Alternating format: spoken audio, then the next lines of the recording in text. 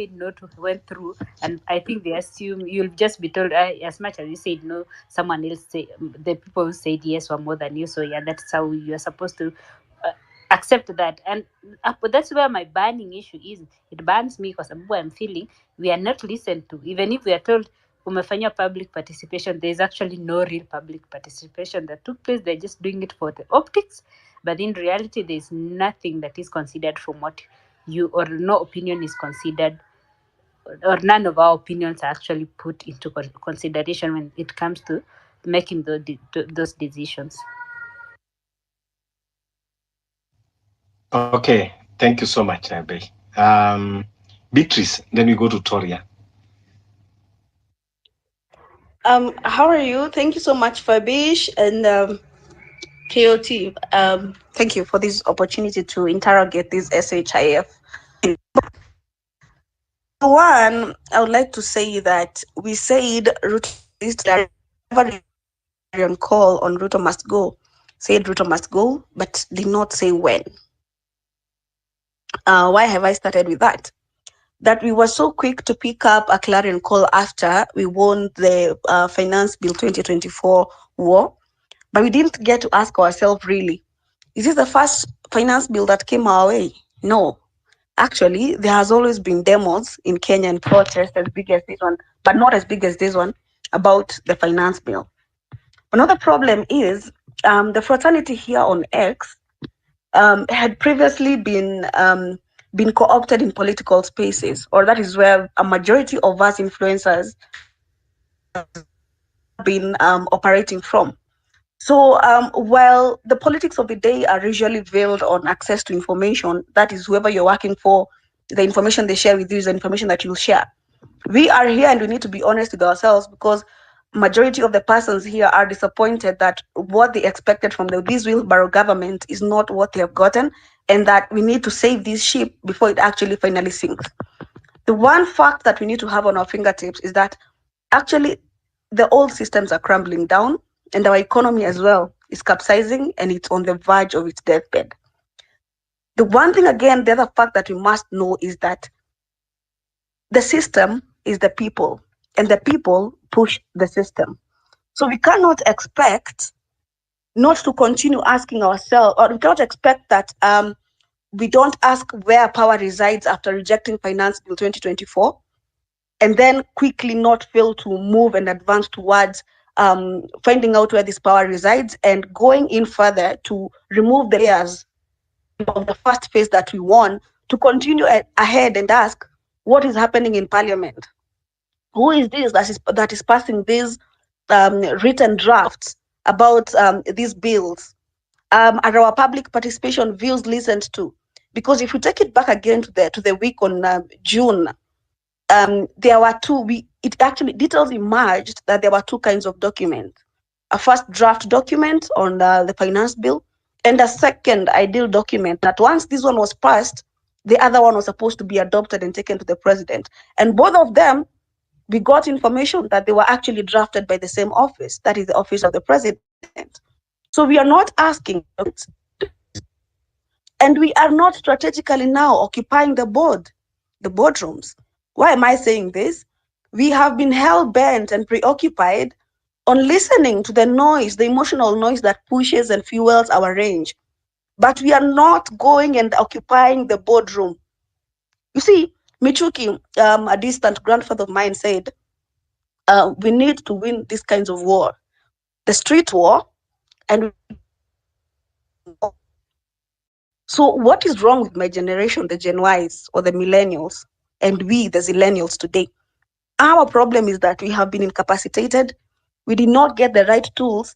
And if we do, then we are not inviting the right teams in our organizing. We should have a to explain this, explain that now we have moved into this, out of this phase of rejection has gone bigger, and we now need to be friendly to understanding how these institutions work, so that we can fight the structural oppression that is meeting us and interfering with what we started from the word go. Why am I saying this? You see, Morara sprout out at a time when we were wondering which way do we go, because as Gen Zs and millennials, then we realized that we still actually plead and actually have a bargaining, leverage point in 2027. Morara has been oriented in those political circles. So it's easy for him to climb to the top with a clarion call that is quite clear, because he knows where the system bites, and he knows what failed and who is not being included in those systems that he previously was oriented to. So we should be enabling him to actually take route, take space and hold that political space. We should be enabling the likes of Akina Caswell to hold space elsewhere and be very deliberate and intentional about the kind of fight they are taking over. Because I'm wondering, where did the kinds of Moshiri Mike disappear to? Moshiri Mike really explained the finance bill so well, and he actually held space and opened up that space for vernacular translations in a way that we could resonate with this finance bill ground. But why is he not here anymore? He is not here because the clarion call is not clear. We are saying Ruto must go, but when? So today we are grappling with SHIF just 4 days after we did not even conclusively finish discussing the agriculture bill and the seeds bill. Before then, now they have made us now keep running like headless chicken, because we realize and acknowledge the power of taking power from parliament. So, but we didn't ask, where does power reside within, with whom does power reside in the judiciary? With whom does, how does Mwananchi take over that power? Because actually, going by Article 1 of the Constitution, the power is where there are still these many consultations on how these people get to impose these foreign interests in our systems of governance through taxes. Because we are in the age of public-private, whatever partnerships. So everything needs to be privatized. And know that. And they are setting up this president because they know very well that the president is not people-centric. So we should be asking, where does power reside? And if it resides, if in parliament, power resides with that clerk who is bringing, still disregarding our views from public participation, then why are we not going for that person? The other question is, once we have aired out our views, public participation should happen, duly and timely within a certain, particular time. Who is bringing these motions to the community? Is it the member of parliament? Then we are fighting a losing war, because if the member of parliament public participation is something, then he will come and drive that discussion in the way that he wants. So where does power reside? Is it time we start having a people's public participation officer? That discussion was out there somewhere. And then finally, where did the tech browser or the tech community disappear to? Why I'm asking that is because we know very well that the Office of Data Protection was came about between 2019 to about 2021, and came about because there has been a great concern on how data is actually being migrated from raw data to government, online services, and access to information and access to our data and how our data is stored and how it's translated was a big concern. So this movement from NHIF to SHIF, they have still not moved me. I still haven't gotten that text. It shows that they are moving something that is beyond just the servers. They are moving information. They are moving things, data, information beyond beyond just the infrastructure. They're shifting more than that, just the infrastructure, to taking it to SHIF, a new database or something. But have we consented to our information, which is our data, being moved there? No. That is a public inquest that we can do, or actually start a public interest litigation now with the help of our lawyers again, to go against this movement. And I think Okiya Mtata has always been steadfast and is already pursuing that.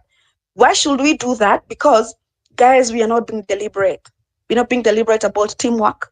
We're not being deliberate about what after phase 1. We are in phase 2, and phase 2 is about now occupying the boardroom as we occupy the streets. Why am I saying this? It's because, guys, the only way we defeat bureaucracies, and the system we are in right now is about bureaucracies. Everything works through bureaucracies. The only way that is proved competently civilization is protests. Protest is the only language that breaks bureaucracies.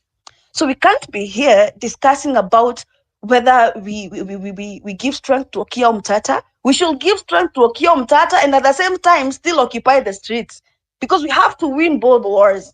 We can't afford to be courteous. We can't afford to be very courteous with people that are very deliberate about political power and making sure that it remains in their circle of influence, the Railas and Rutos of this world. We cannot be begging them for a right. So the right to protest is not something we discuss. It is the only right that says. So when did we lose this war? When did the rain start beating us? The rain started beating us when they forced you and us in the streets to believe that we do not have any power. The day we were told, guys, come back, stop going to State House, that was the day that they planted that belief that we do not have any power. And on that day was the day we yielded our power to these people. And on that day was the day they regrouped to do why? Because they must serve their foreign masters. But the power resides with us to actually drive them the way we want. So today is the International Day on Nonviolence. And I find it counterproductive that we are running round in circles because we won one battle then on one bill, and we want to still capitalize and still mark time on this one battlefront, that is fighting the bill's way on it, and we're still not ready to occupy our rightful place as the people, and that is the streets. So I'd like to hand over this microphone. Before I do that, I've written a story. I've shared what happened during and after my abduction. And I try to say that, guys, we cannot continue begging to breathe within the constructs of our own country. There's something else that Ruto is trying to impose through GRT license, atupatia sisi digital workers license. How you're giving me license to be in my own country, to breathe the same air I breathe every day. License for what? To travel to Diani? For what? You know, tourism in Kenya is dead. And because it's dead, Ruto is trying every other single way to know which economic sector to hit. So what are we saying? We are saying that there is induced inflation. There is money that these people do not know where to take it because they have been hoarding it. And there are goods in the market and we do not have the purchasing power.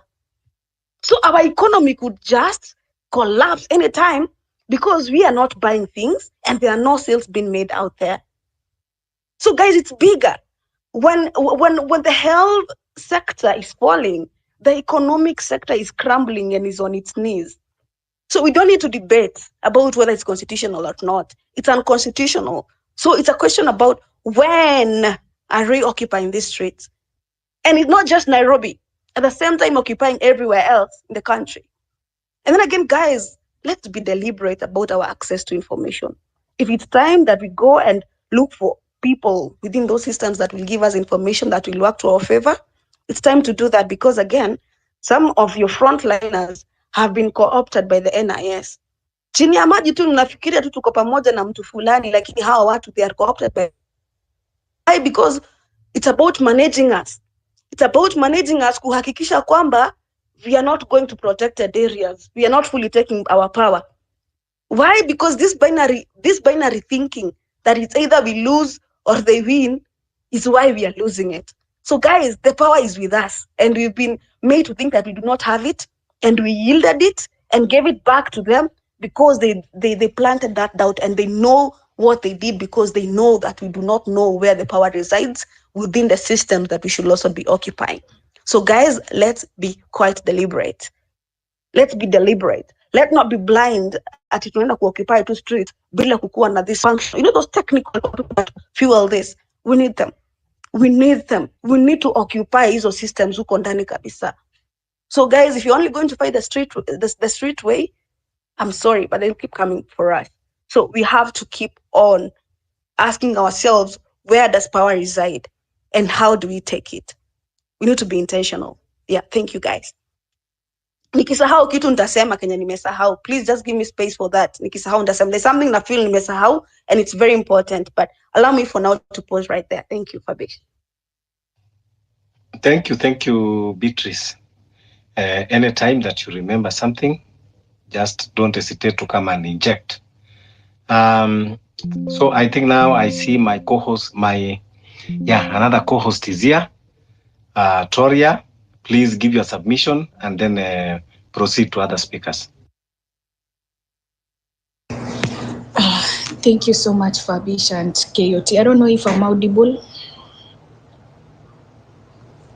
If you can hear me, give 100. Okay, thank you. A lot has been said by Beatrice, and I really support what she has said. I don't know why we've been shifted from from NHF to SHA, whatever, this thing. And the government is trying to play some games with us to lose our focus. And let me tell you one thing, there are people who survive by NHIF because we have some diseases which need checkup, need what on weekly, and they are very expensive. These people are going through a lot. I don't know how these people are going to survive without this NHIF. And the so-called this government, I don't understand why they changed from NHIF to SHA, yet they have not clarified the money which has been lost from NHIF. They are here telling us the SHA, whatever, is here and having a date of, can you imagine SHA is starting with a date of, I don't know, it's 30 million or 30 billion. For Christ's sake, we'll be surviving on debts on daily basis. They are not working on it.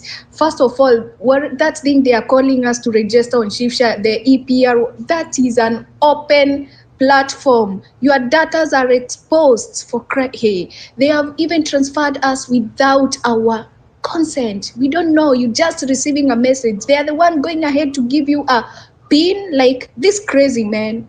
This crazy. We should not tolerate this. If we are going to tolerate this, then it means we give them even the audacity of, like, they are pushing everything beyond our like, we can't withstand it.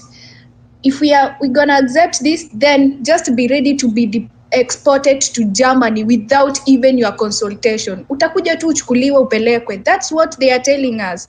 Now they are forcing everything to us. Hatuna say. Public participation died a long time ago in this country.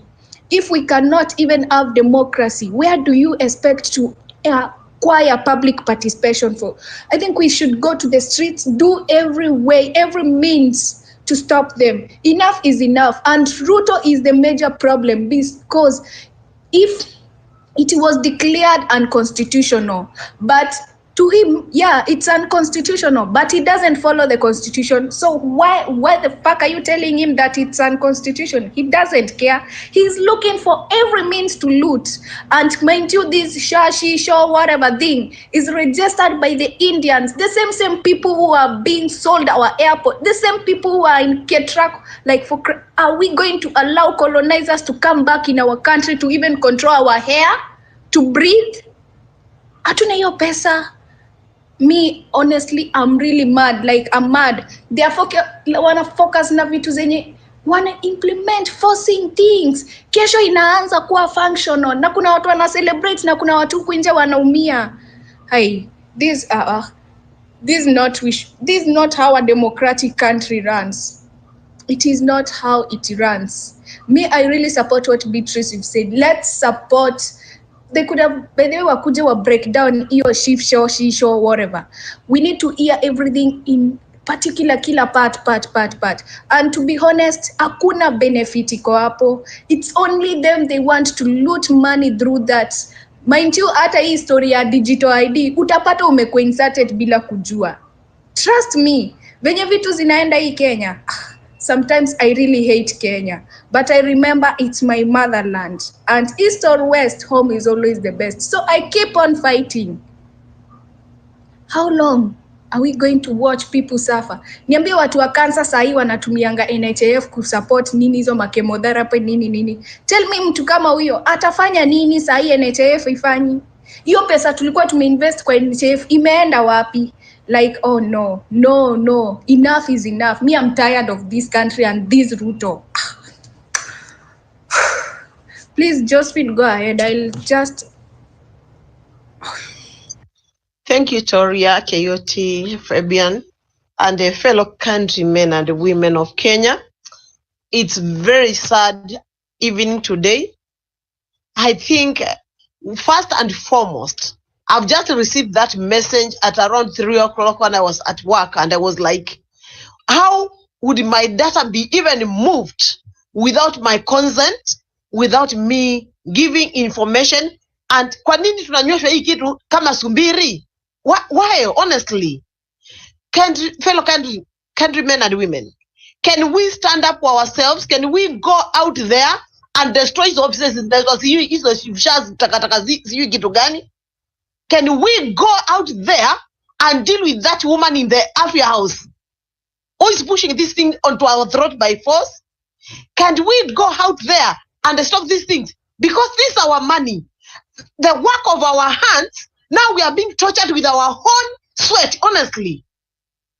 I think the only punishment I accept is one, which God gave us, that we shall eat out of our sweat. And that's what we are doing. Anything else from Ruto, I think this is too much, fellow Kenyans. It's too much, fellow Kenyans.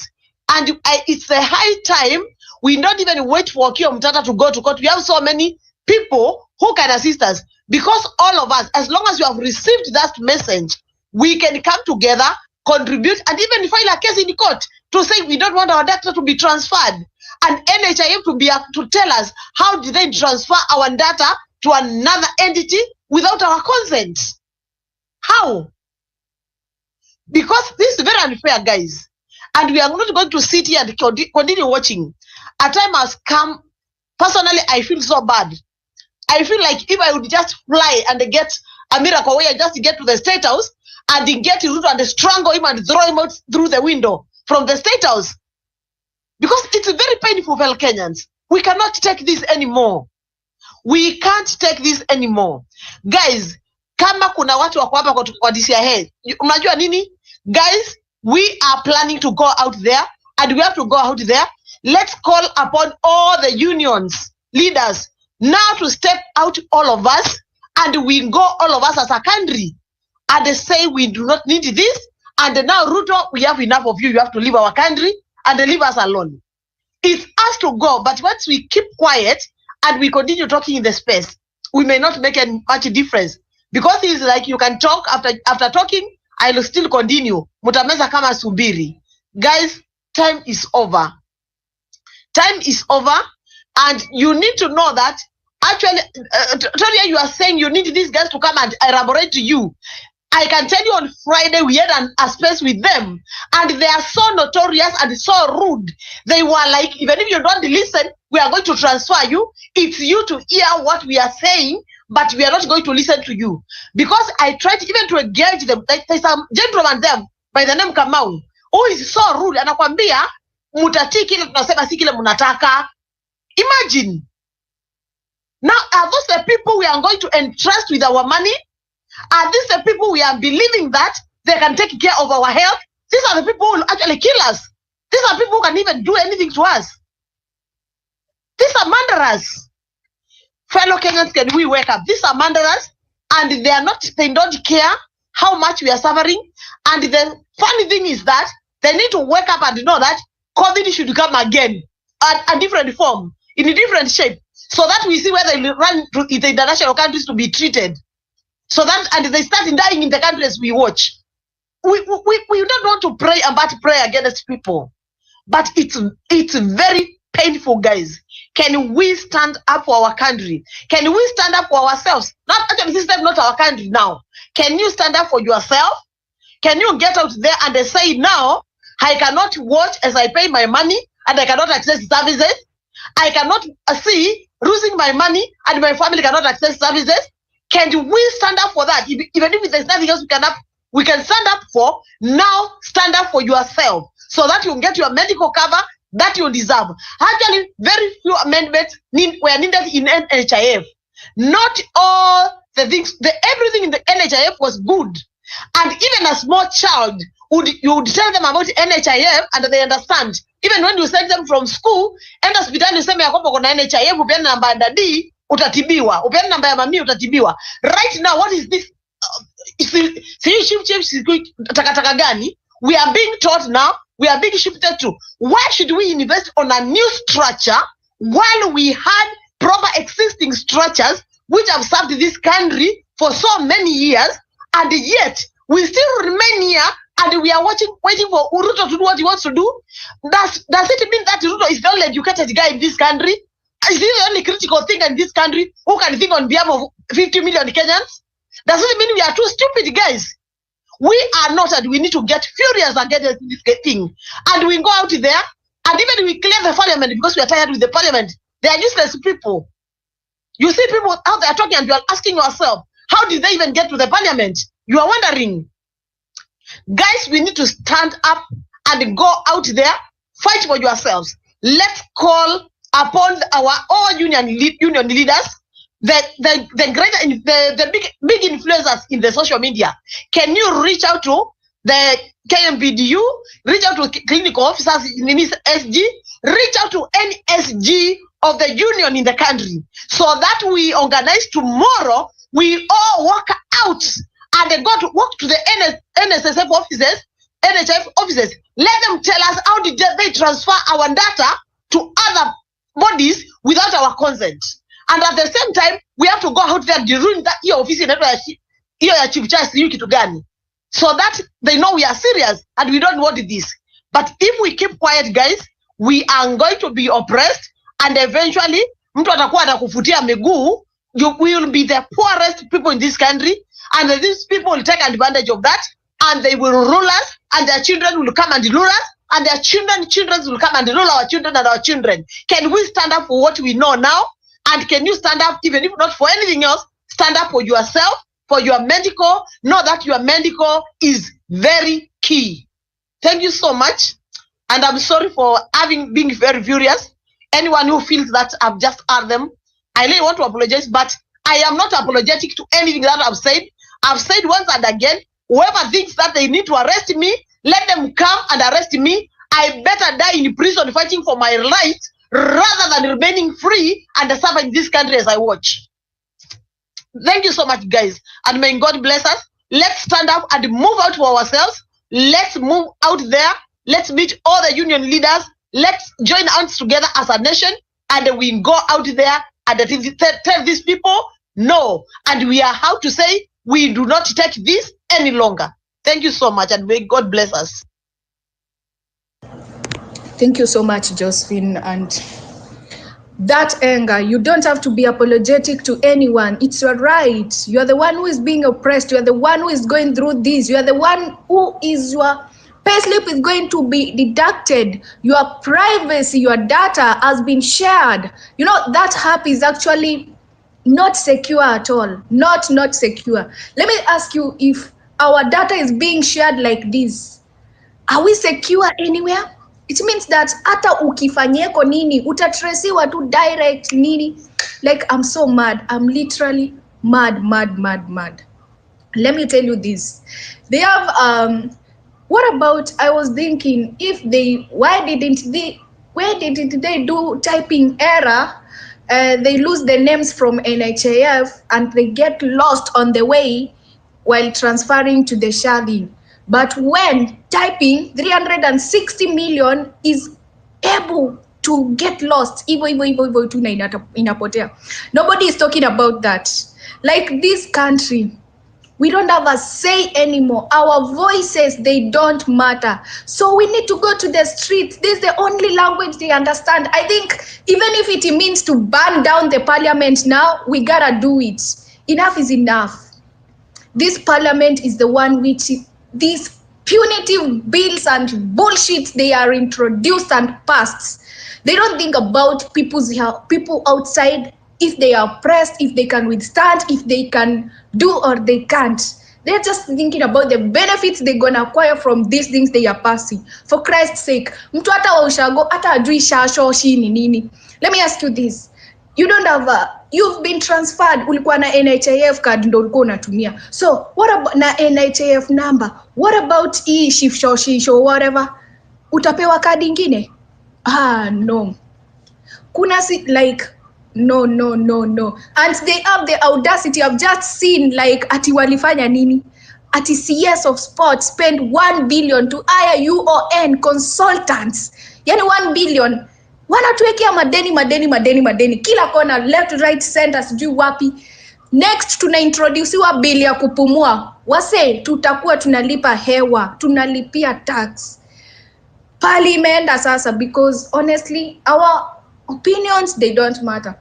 And even if they want us to do a public participation, nothing, carry it on please. Hi everyone. First of all, I want to salute our comrades that we've lost on the way. I want to salute the ones that are injured, and I want to salute every Kenyan. Being a Kenyan is so difficult lately because we're no longer under democracy. This is a tyranny. I've listened to Josephine, whom I once shared a space with. I think it was a Christian space. And the Josephine then and the Josephine now is two different people. But Josephine, it's not your fault. The night Morara was arrested, I was here barking at people. In fact, yesterday I co-hosted with KOT, but I could not even speak because I was still angry from that day. Now, I want you guys to understand. First, I'll respond to something a lady said, but first I want you to understand that you've not been migrated from from NHIF to Shif. They have just replaced the name NHIF with this chief shafts you what. And this, I need you to look at it from a broader perspective. The interest here is the money that was already in NHIF and the resources under NHIF. Remember that building for NHIF is owned by NHIF. So when you bring in a new platform, do you transfer the resources to that platform? So the theft that is going on in the country is at an astronomical scale. It's not even about replacing cards, because that can be a lot easier and cheaper. What I've learned since this movement started is when you see an issue, don't start addressing it where you are. Take steps back. You will find where the rot is. And today, when I was digging up the issue of, not today, when this issue of Shif started, I started digging backwards. And there's this time, Oscar Swedi had been arrested, and he turned up in a law court in Nakuru in a white Range Rover. The charges at that point was about NHIF money. Turned out one of his wife worked there, and he would get funds transferred from NHIF to a legal firm, and this money used to be purported to support people who are going for treatment abroad to India. So by the time these guys are doing these shenanigans of transferring NHIF to Shif, it tells you the money that existed in NHIF, we have lost it in totality. David D said that they're going to leave this government, this country, as corrupt as they found it.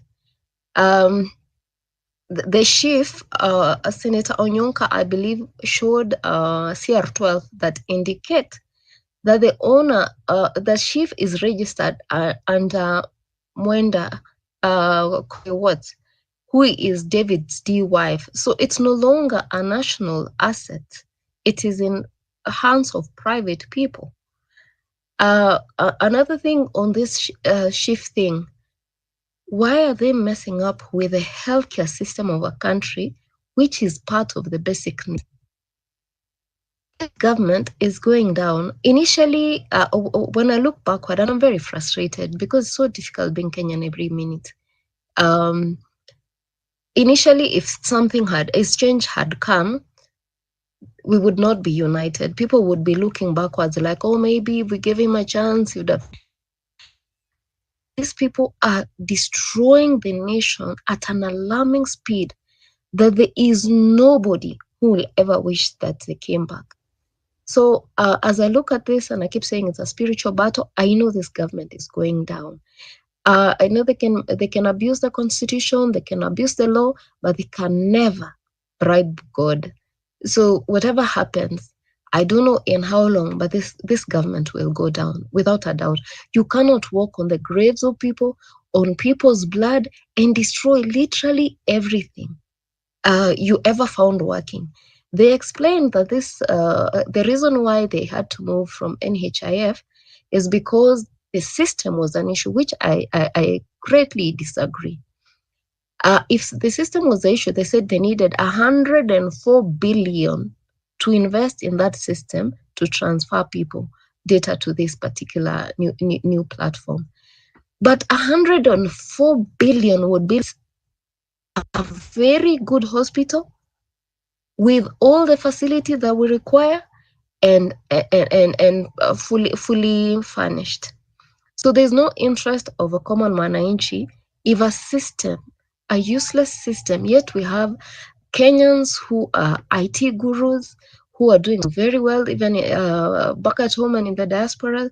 If they're going to splash that kind of money on a system, it tells you this government doesn't have their priority right. And it's not that they don't. Their agenda is one, to destroy the nation. But the good thing is they are cutting the tree they are on.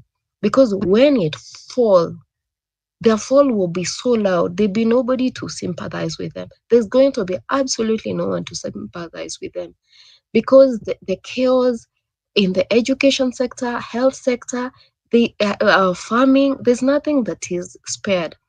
Now, I had highlighted the other day that we need a structure, and the kind of structure we need to know which platform are going to run, whether it's with agriculture and livestock, healthcare, education, different things that these people are messing up with, so that Kenyans stop feeling overwhelmed by the information they're receiving. If someone is passionate about agriculture and want to explain it to a farmer, they can align themselves with that side. And then once in a while, we can combine the spaces and have much bigger spaces so that we can share. We can have maybe the legal department educate us on the petitions in court, the agriculture guys educate us on what this punitive bills they are trying to pass mean, and that apply to every other side, because I feel like this country is heading to a collapse, and they don't care. They really don't care, because their mode operandi is we're going to be threatened, a few lives will be lost, and that's why I don't fully advocate on what the lady who was saying. When it comes to where we need to go, we need to understand like all these things that are being messed up to our advantage. We understand and figure out how to streamline them so that in future we don't end up blaming the new young people we are going to have in government for not delivering. So let us be very focused on structuring a direction, because like John said, initially I didn't believe, but like John said, we are very close to getting our country back, even if it doesn't look like that. I think we are very, very close. When you look at how determined they are to be painful, like I was telling people, the night they arrested Morara, a lot of people didn't sleep. Grandparents were on their knees praying for this young man. So the destruction that is heading, they think they're destroying us, but they're actually destroying themselves, and it will go back with interest. I am so tired of these people, and I know change is coming. However, let's be cautious. When someone says, oh, the only way that we should go to the street, let's go to the street when we want to pass a severe message. There are so many other things. We need to get a grasp of the ground, so that the people on the ground, we know we have foot soldiers, people who can consolidate votes, but no matter how much money is poured, these people have no chance. So let's look for a door-to-door civic education. Everybody should educate one person. And then fellow Kenyans, let me warn you, and I'm glad that Fabish is here. Do not trust everyone. I've been listening to people in spaces, and some people honestly are snakes, green snake in green grass. They will persuade you in a direction we should not be heading. They will manipulate you to believe in them, but they are as fake as they get. Some of us are not flying blind. We are not flying blind. So be cautious and listen in with interest. Not everyone who comes and say a few things here and there. First of all, I even listen to KAOT, and you can tell a young person, and so many of us who we were not freedom fighters, so we don't know. Nobody should come and guilt trip us. Oh, we don't know. Yes, we don't know, but what we know is that we want our country back, and that is enough, because it is in that determination that we try to learn and figure out how to get things done. So nobody should come and tell us, oh, you young people, you them who are older, what did they do? They left us a country that is hurting people. So nobody should come and guilt trip us here. Nobody should come and lie to people. If you want to be a snake, find a different place. As the reason why we are committed, the reason why we are still here is because people died. Someone buried a child. Someone is amputated, and so many people are suffering. Look at what they did with the funding, university funding. So we need and walk with our ears on the ground and with our eyes wide open. And I'm glad now that they cannot come to the platform when I'm here, because it's very hard to trigger me. But the minute you do it, there's no turning back. However, that is not the focus. Number two, I think there's a journalist who was explaining something, and I think she was taking an undercut on her.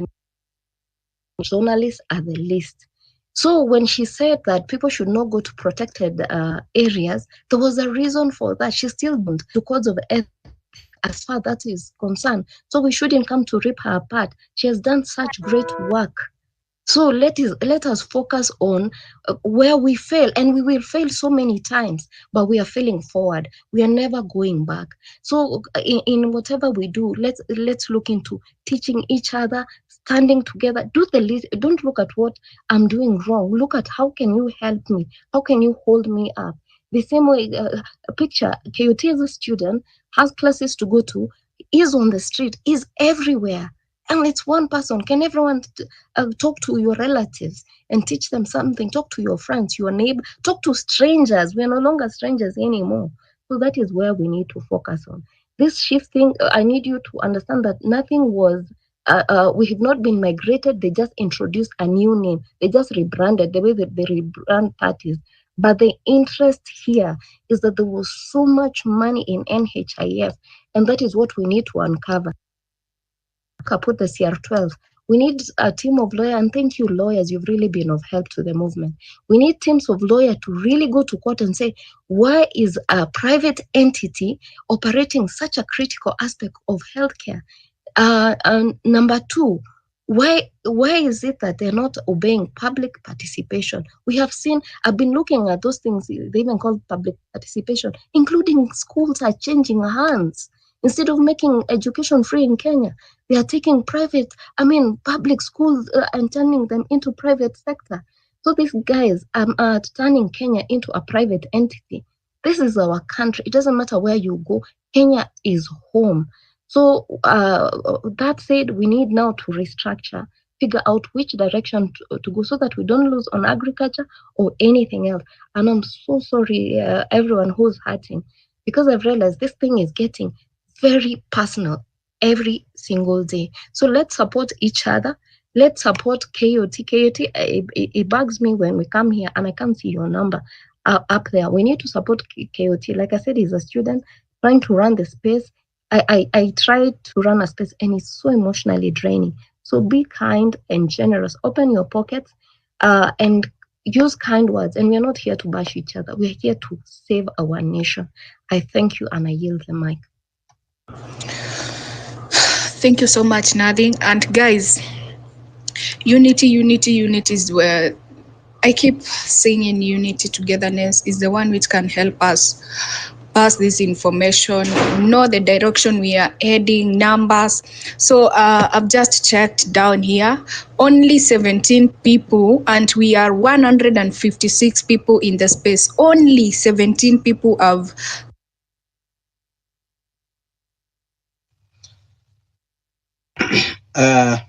I think we lost Toria. Maybe it's a network issue. I think what she was trying to say is that. Okay, welcome, Rudy. only 17 people have reposted the space. Please kindly do me a favor, repost the space. If we can do the same way we did with the day we sang Free Morara, those numbers are the ones which help us work out. We had unity, all of us together in one house. So please repost the space, let people join. Today we are talking about Chief. We need unity. We need to hear everyone's voice. So kindly repost the space. It will cost you nothing. Back to you, Fabish. I think ni Kahudu, go ahead.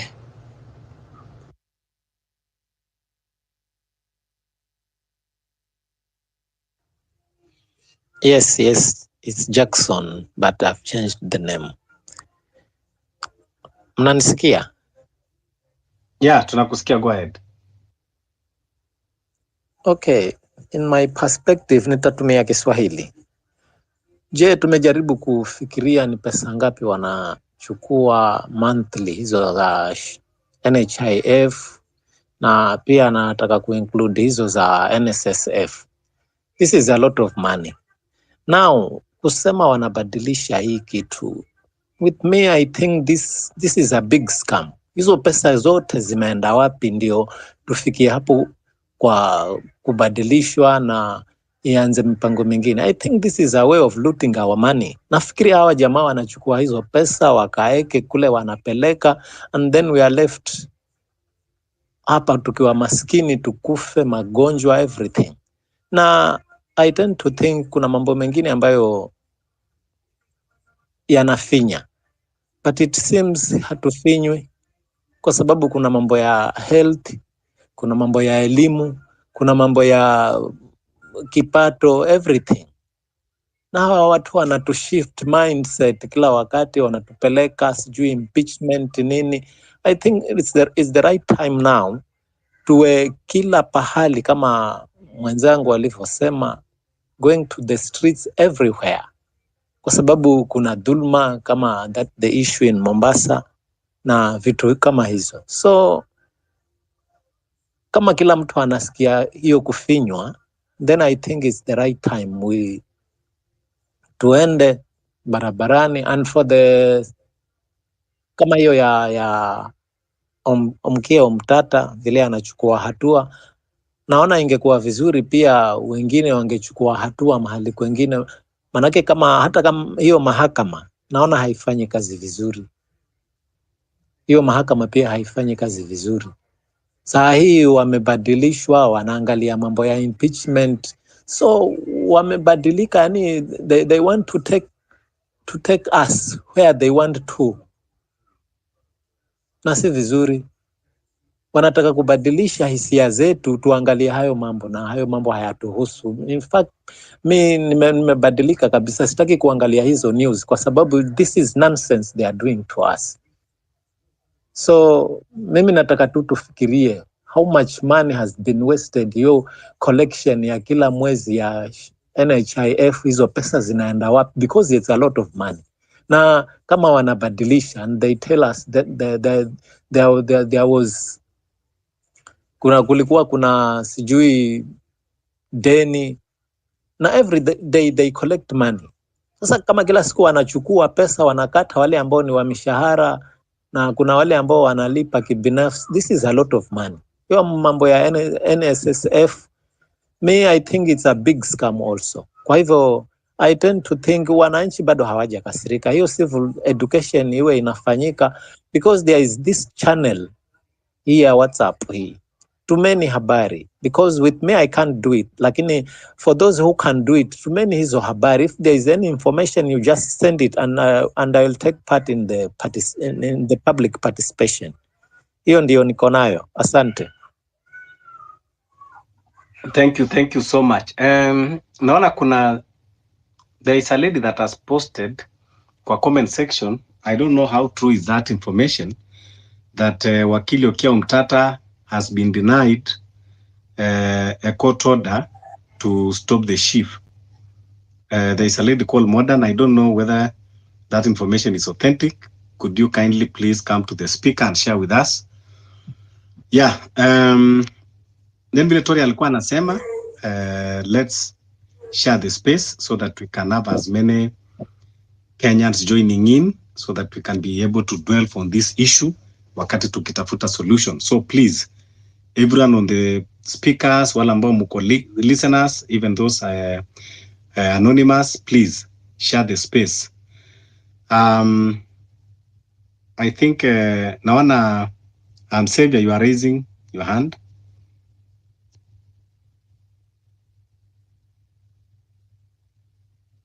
Xavier. Sorry. Thank you, Fabish. Yote yamesemwa na Toria, yamesemwa na Nothing KE. Everything I wanted to say has been said. I had been here before, and I agree with those ladies 100%. We need to go to the street. No other solution. Thank you. I'm off to the farm. Okay. Yes. Thank you. But Thank I'll you. be listening. I'll be listening. Okay. Daughter of the mountain.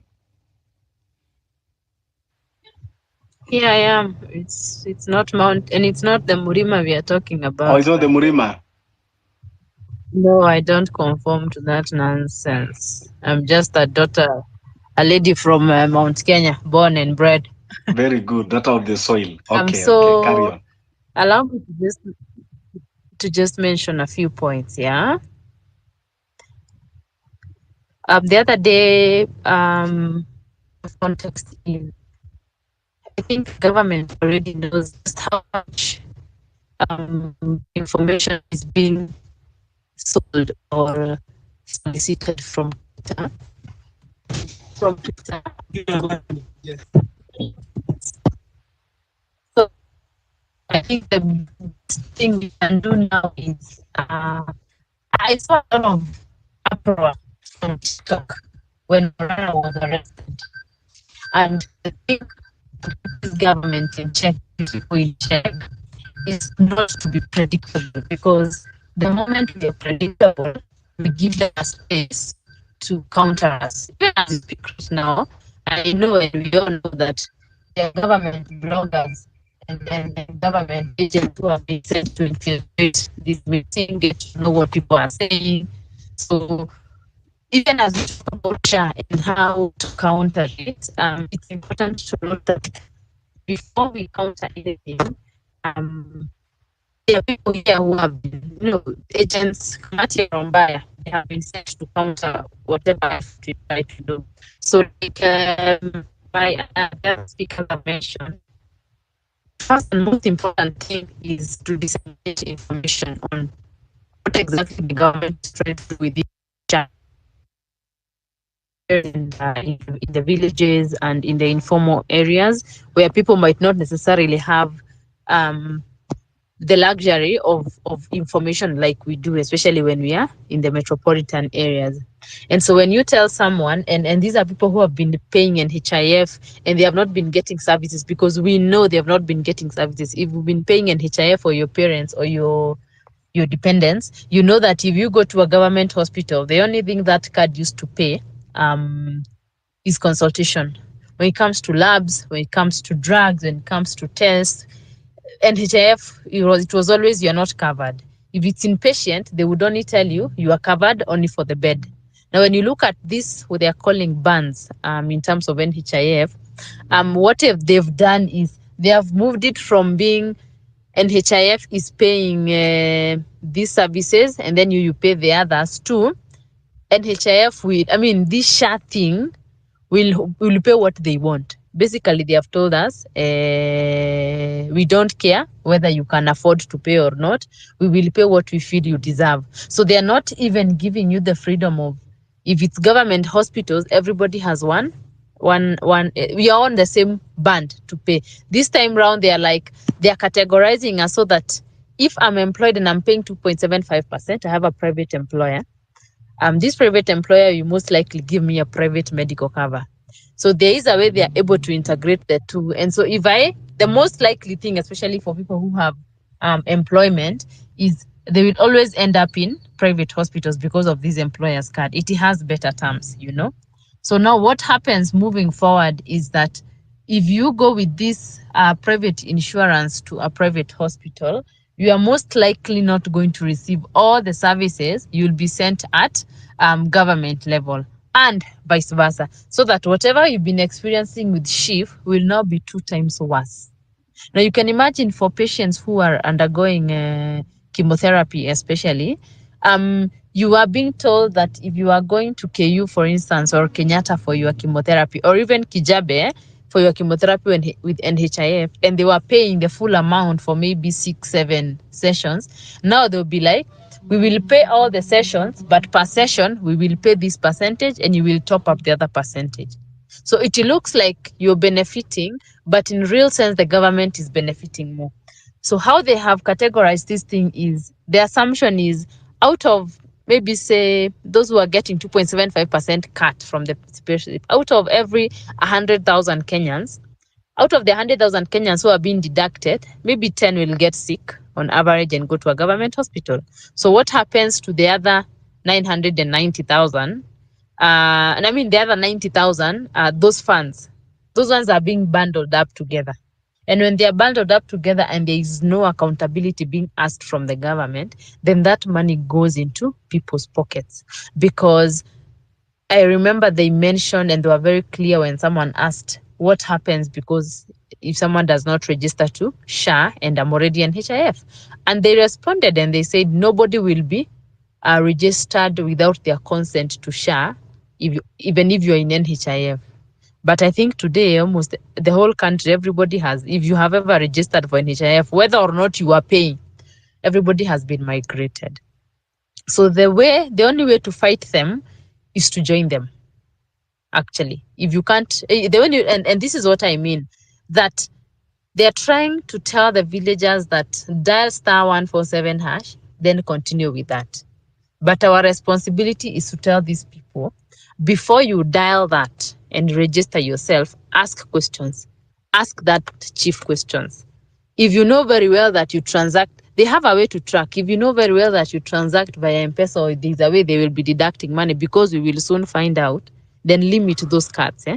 So if they think that they're going to get this money by force, or by under duress, because you've already been shifted, then we give them a surprise of their time. And because they're using Safaricom as the provider of the system, which again is another source of bullshit, because why, if the country does not have money, and that is the biggest problem you're facing, if the country, they are saying they don't have enough money for services and for health, and that's why we are moving to SHA, why are they getting 108 billion for a new system? If already the NHIF system was working, it just needs to be corrected. Why are they getting 108 billion to restructure a new system? So this is what we call budgeted corruption. And that is exactly what has been going on. And this is the reason why they have given us, is it 27 things that they are looking to table in parliament as in the new referendum, that we are woke. They know we are woke. So the only way to keep us in check is to keep us distracted, left, right, and center. And I like the previous speaker who has said that we need to be targeted and be specific, and say this group of people, they'll deal with agriculture. There is a certain group of people that watajitolea, they deal with health. The others, they deal with infrastructure. The others, they deal with public service, education, water and sanitation. Like, if we have very targeted way of attacking these people, and not looking up to one person to, oh, you have not tabled a bill, you have not gone to court, it doesn't even take much. If what walichangia Morara over 1 million to get his money, get his car, I think we can contribute enough to table these bills, to take these matters to court, to the High Court of Kenya. Because if they have more than 1, 2, 3, 4, they cannot reject all of them. Omtata's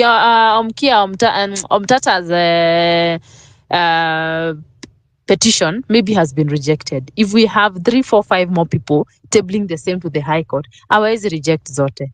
If the High Court does not go to Supreme, go to your local court. Like, they cannot deny all of them. There will be need. So if only we can get people who say, yes, I am willing to take this war and I'm willing to go all the way. Kenyans are of goodwill, and one thing I've noted from Kenyans is as long as you're genuine with a good cause, people will actually give you support financially, resources, prayers, that push, you're doing okay. And that's all we need. There is someone, by the way, they probably don't even need that money. They probably even have a law firm. They just need that oomph to be told, no, we are behind you. Petition this.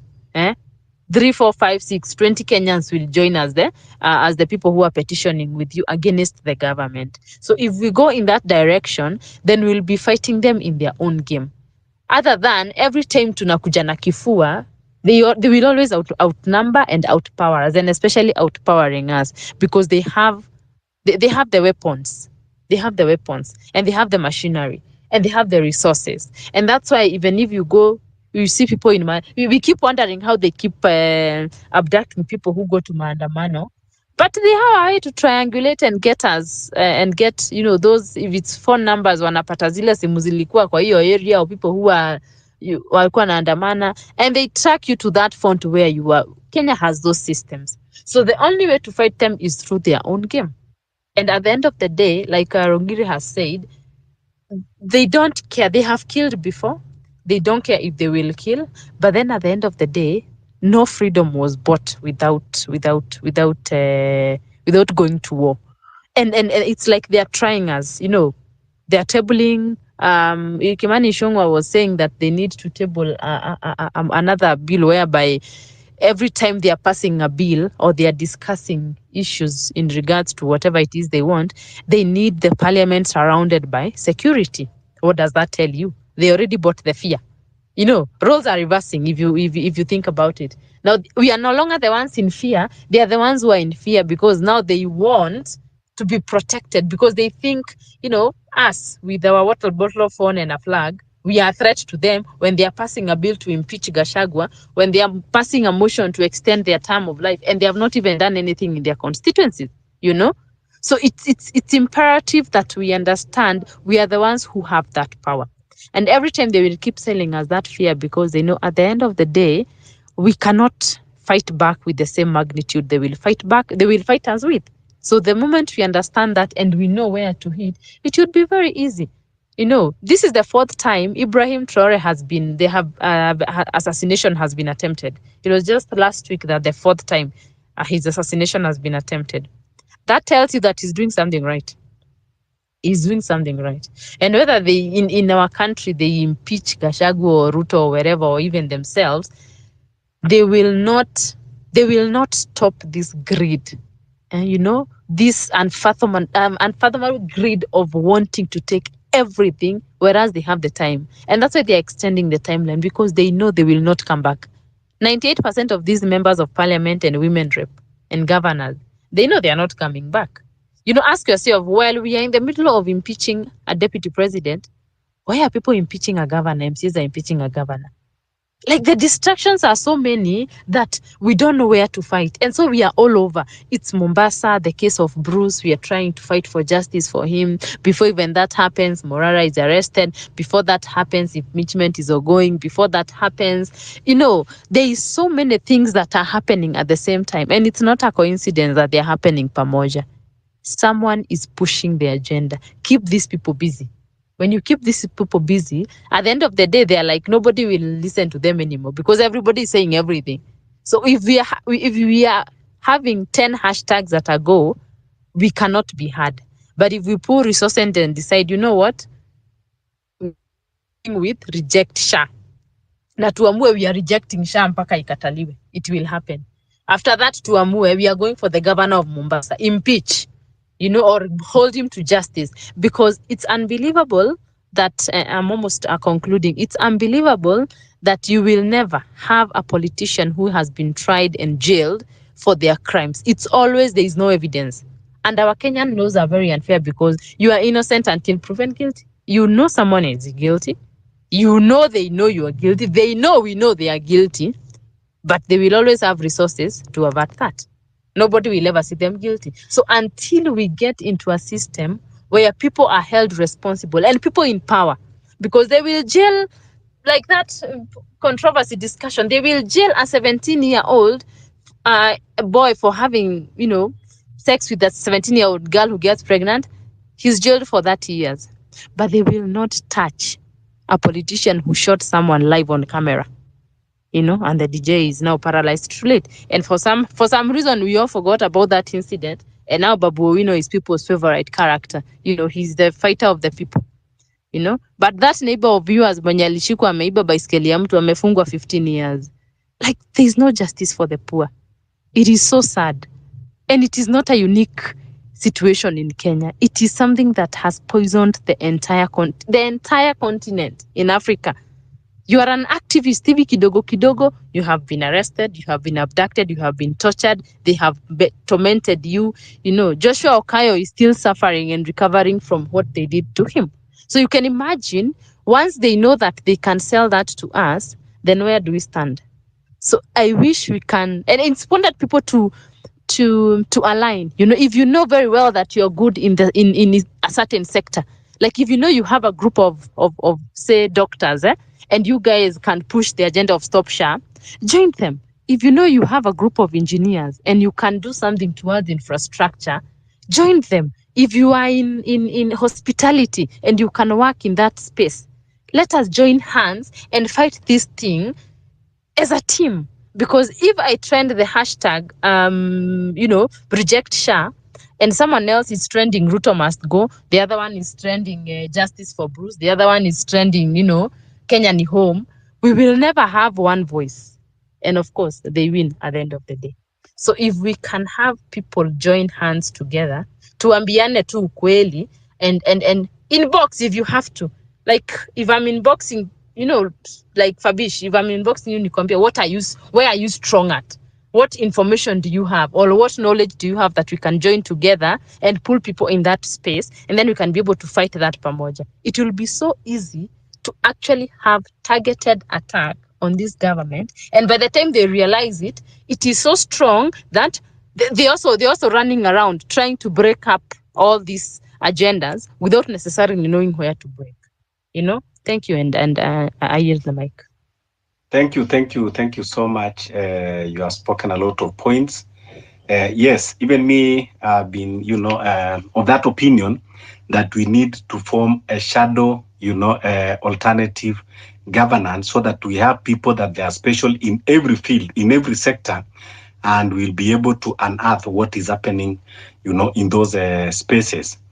Now the information that we have is that Okia Omtata petition has been rejected, and I think they will go back again on 10th. But I don't know, 10th supposed to be holiday. I don't know whether courts are operating. So, but the bottom line is it has been rejected. I am not a lawyer. I requested, if there is a lawyer here, we need to hear, from the point of law, so that we know whether you can, take the same case to different courts. Because I think how judiciary operates is that when you file a case in a particular court, you cannot file the same in another court until the other court determine, that case or adjudicate to another court. And in another breaking news is that Okia Omtata and our comrade Casmuel, they now have taken another course that they want, to rally for civil disobedience, where Kenyans should stop paying the taxes, because we cannot be paying our taxes that we know they are going to be misused or going to benefit few individuals. So this is what is happening now. Okia Omtata has declared, alongside Kasamuel, that they are going now to rally Kenyans to go what we call civil disobedience, which it is refused to pay the taxes. Okay, I see nothing. Your hand is up, and then I obey.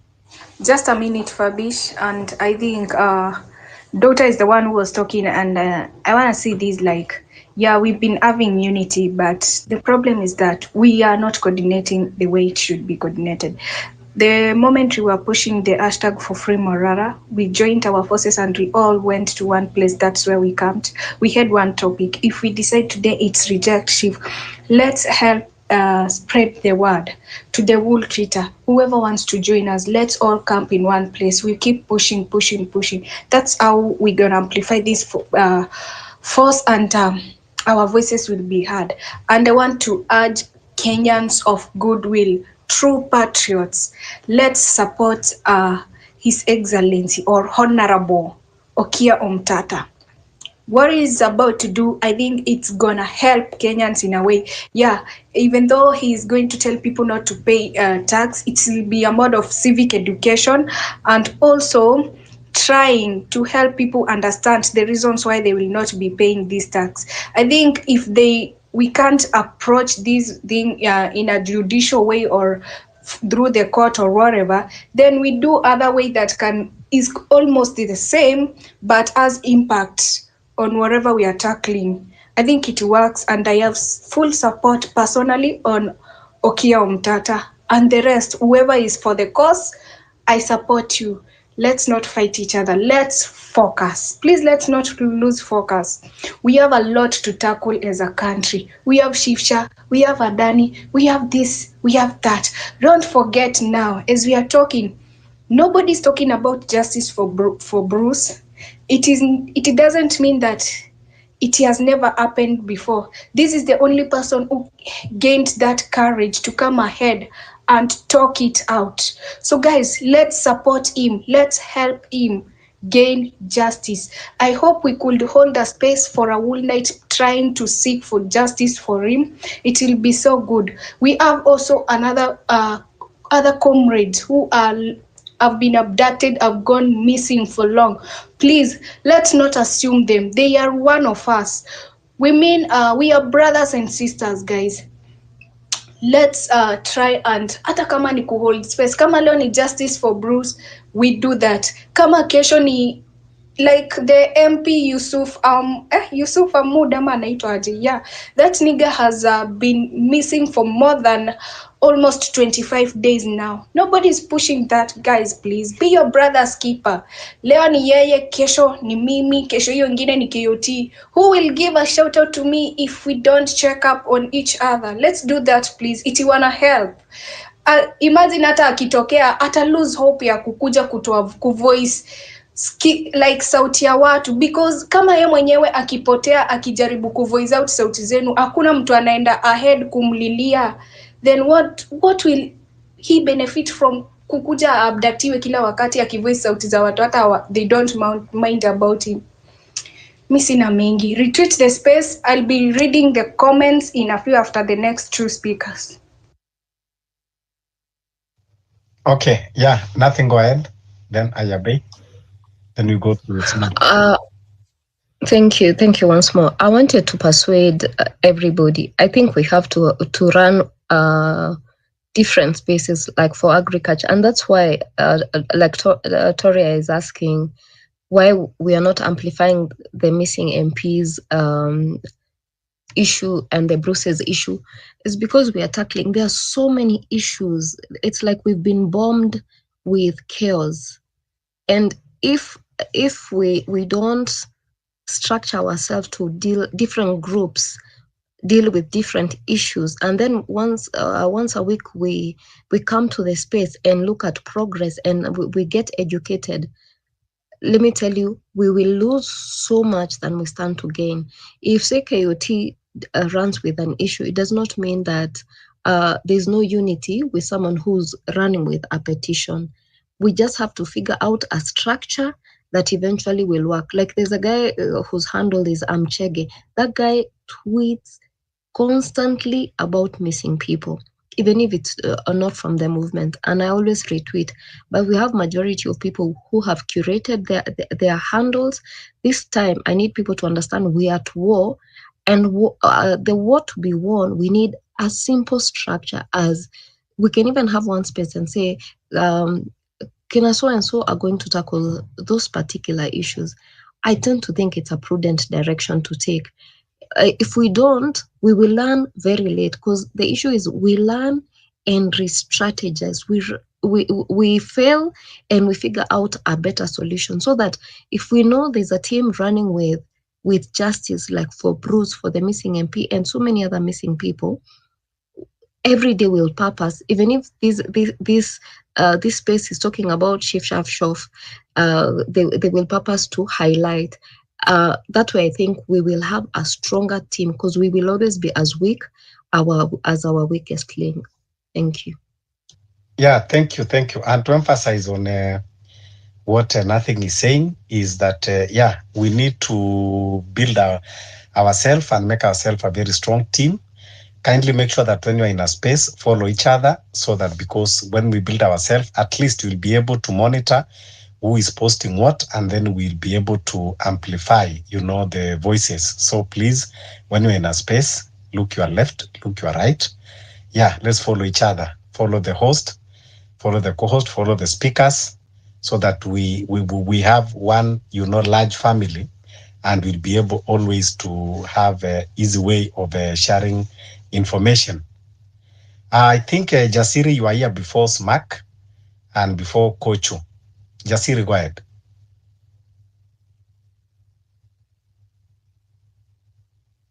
Jasiri.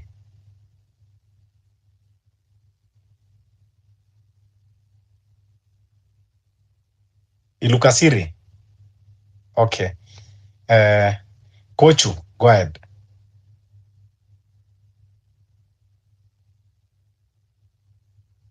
Kochu. Okay, then Smack, as others are preparing their network.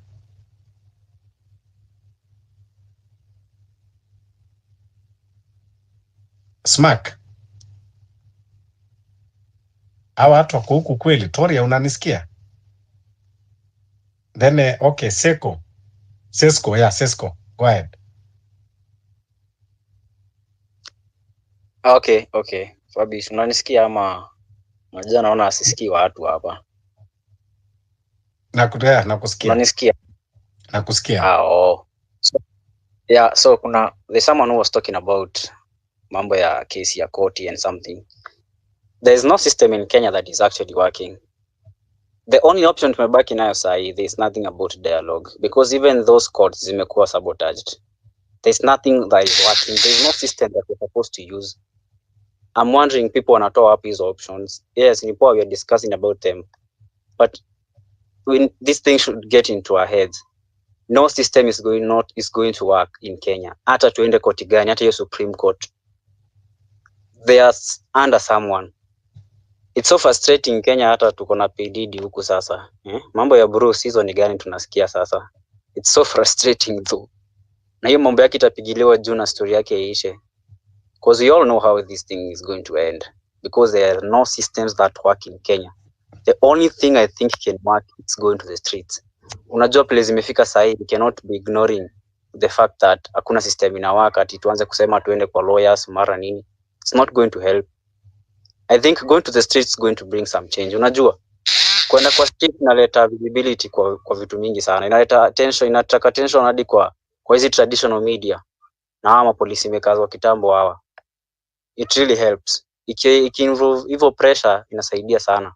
Pia kwa public engagement itasaidia, tutamobilize sana communities na watu wengine, na public participation in some things itakuwa. Collection ya ideas na nini zitakuwa, but hii mambo ya koti tutasema wacha waende wasort.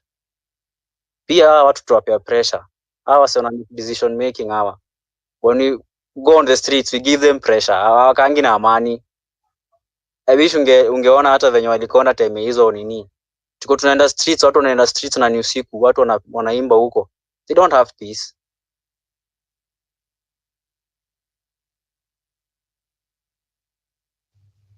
Yeah, okay. Kochu. Hello. Okay. Yeah, go ahead. Yes, thank you, Coach Fabish, for giving me the opportunity. I'm Coach. Umse ametubombard na a lot of issues. Hata mimi hiyo story ya MP alipotea sasa hizi ndio nimesikia. Jamaa atumia strategy inaitwa shock and awe. Bush alitumia ilikuwa Iraq, I think. Amekuwa kitu confuse hivyo mpaka tumekosa focus. Because imekuwa yani imetu overwhelm, iko too much. I think tunaweza reverse Kenya ametufanyia. Sisi tuko wengi. Wenye wamesema tupe structured, tuwa bombard pia from every department. hadi wao washangae what the fuck is going on. I think hivyo ndio inafaa to deal na ujambazi, because hivyo ndio amekuwa akitufanyia for the past like 2 months I think. Yeah, I think hiyo ni yangu kwa leo peke yake. Thank you guys.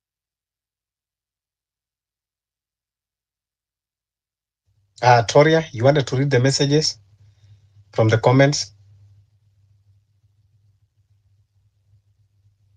Toria.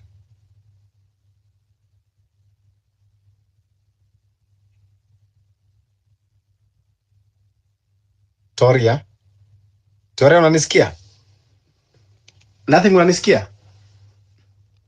Okay, so it's like... Obish, I can hear you, but I can't see Toraya on the space.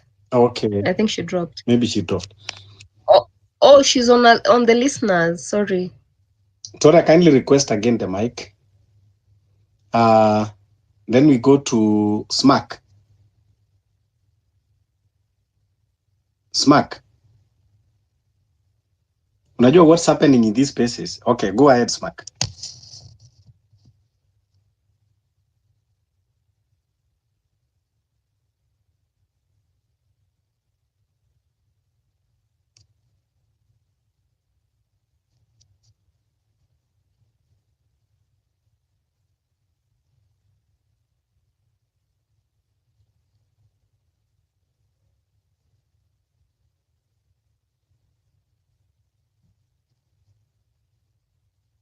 I can't hear Smack. Nothing, unamsikia Smack? No, I can't hear him. Smack, if you can hear me, kindly drop and request the mic. You know, I've realized of late, whenever we are discussing, a very critical issue katika spaces, huwa inakuwa na a lot of issues. Government, they are overworking. Kama hii effort wangekuwa anatumikia kufanyia watu kazi, Kenya ingekuwa better country. But you see how petty they are. They are just busy doing nonsense, attacking people on spaces, trying to hack people accounts. The whole government. Shame on them.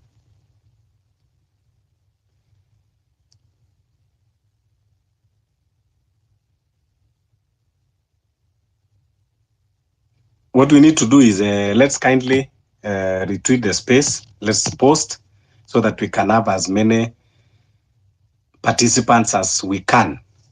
Manake, this topic of today is very critical for our country.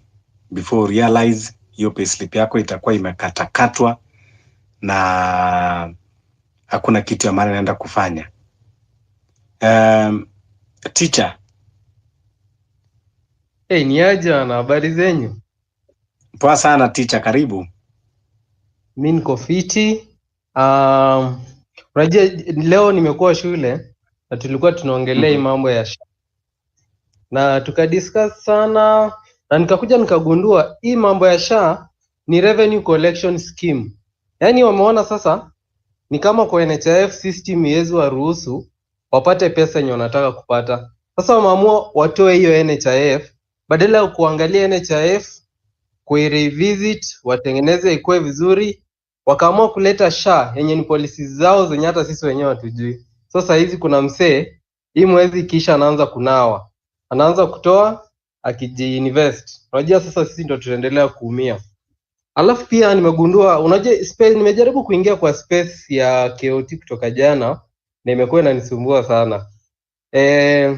Ndio saizi natumia VPN ndio naona inisumbui. Kuna VPN fiti sana inaitwa Siphon. Sijui kama mshaitumia Siphon. Ni VPN safi sana. Iko na VPN na pia kuna apps ukiconnect nayo unapata network free. Huwezi tumia Safaricom. Unakuwa connected internet. Shida tu ni itakunyima, huwezi ona trends zenye ziko Kenya, utaona trends zenye ziko worldwide. So nikipata time nitarudi kwa space baadaye, acha nifike kwa nyumba alafu ndawaonyesha. Tuachane na Safaricom, tuanze kutumia VPN, tuingie net free, alafu tu discuss vitu za maana, DCI tusumbue.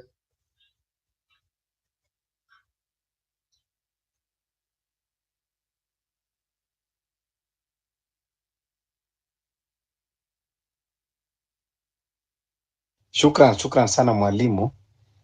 Yeah, lazima vile Nothing alikuwa amesema, we are at war. Na pia mi upenda kusema kila wakati, we have to understand that you are at war, and when you are at war, in any war, you know you must strategize. Ujue jinsi ya kupambana na your enemy. Ikifika mambo ya our networks ambao unajua kila wakati nakuwa attacked, if you can have a way to guard yourself like using that private networks, please do. Toria umerudi?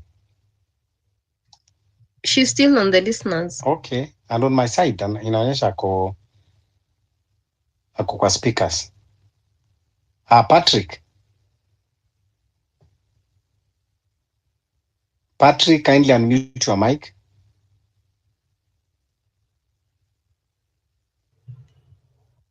Yes. Okay, go ahead. Can you hear me? Yes, loud and clear. Oh, thank you. Thank you, KOT, Toria, and Fabish for this great show. This issue of SHA, I think the Kenyan people have expressed themselves on what they want. The courts pronounce themselves. They declare the whole program unconstitutional. But then can I you guys give you some news? I don't know if you're aware of this news. That the NHIF had pending bills of around 30 billion that they owed to the hospitals, especially private hospitals.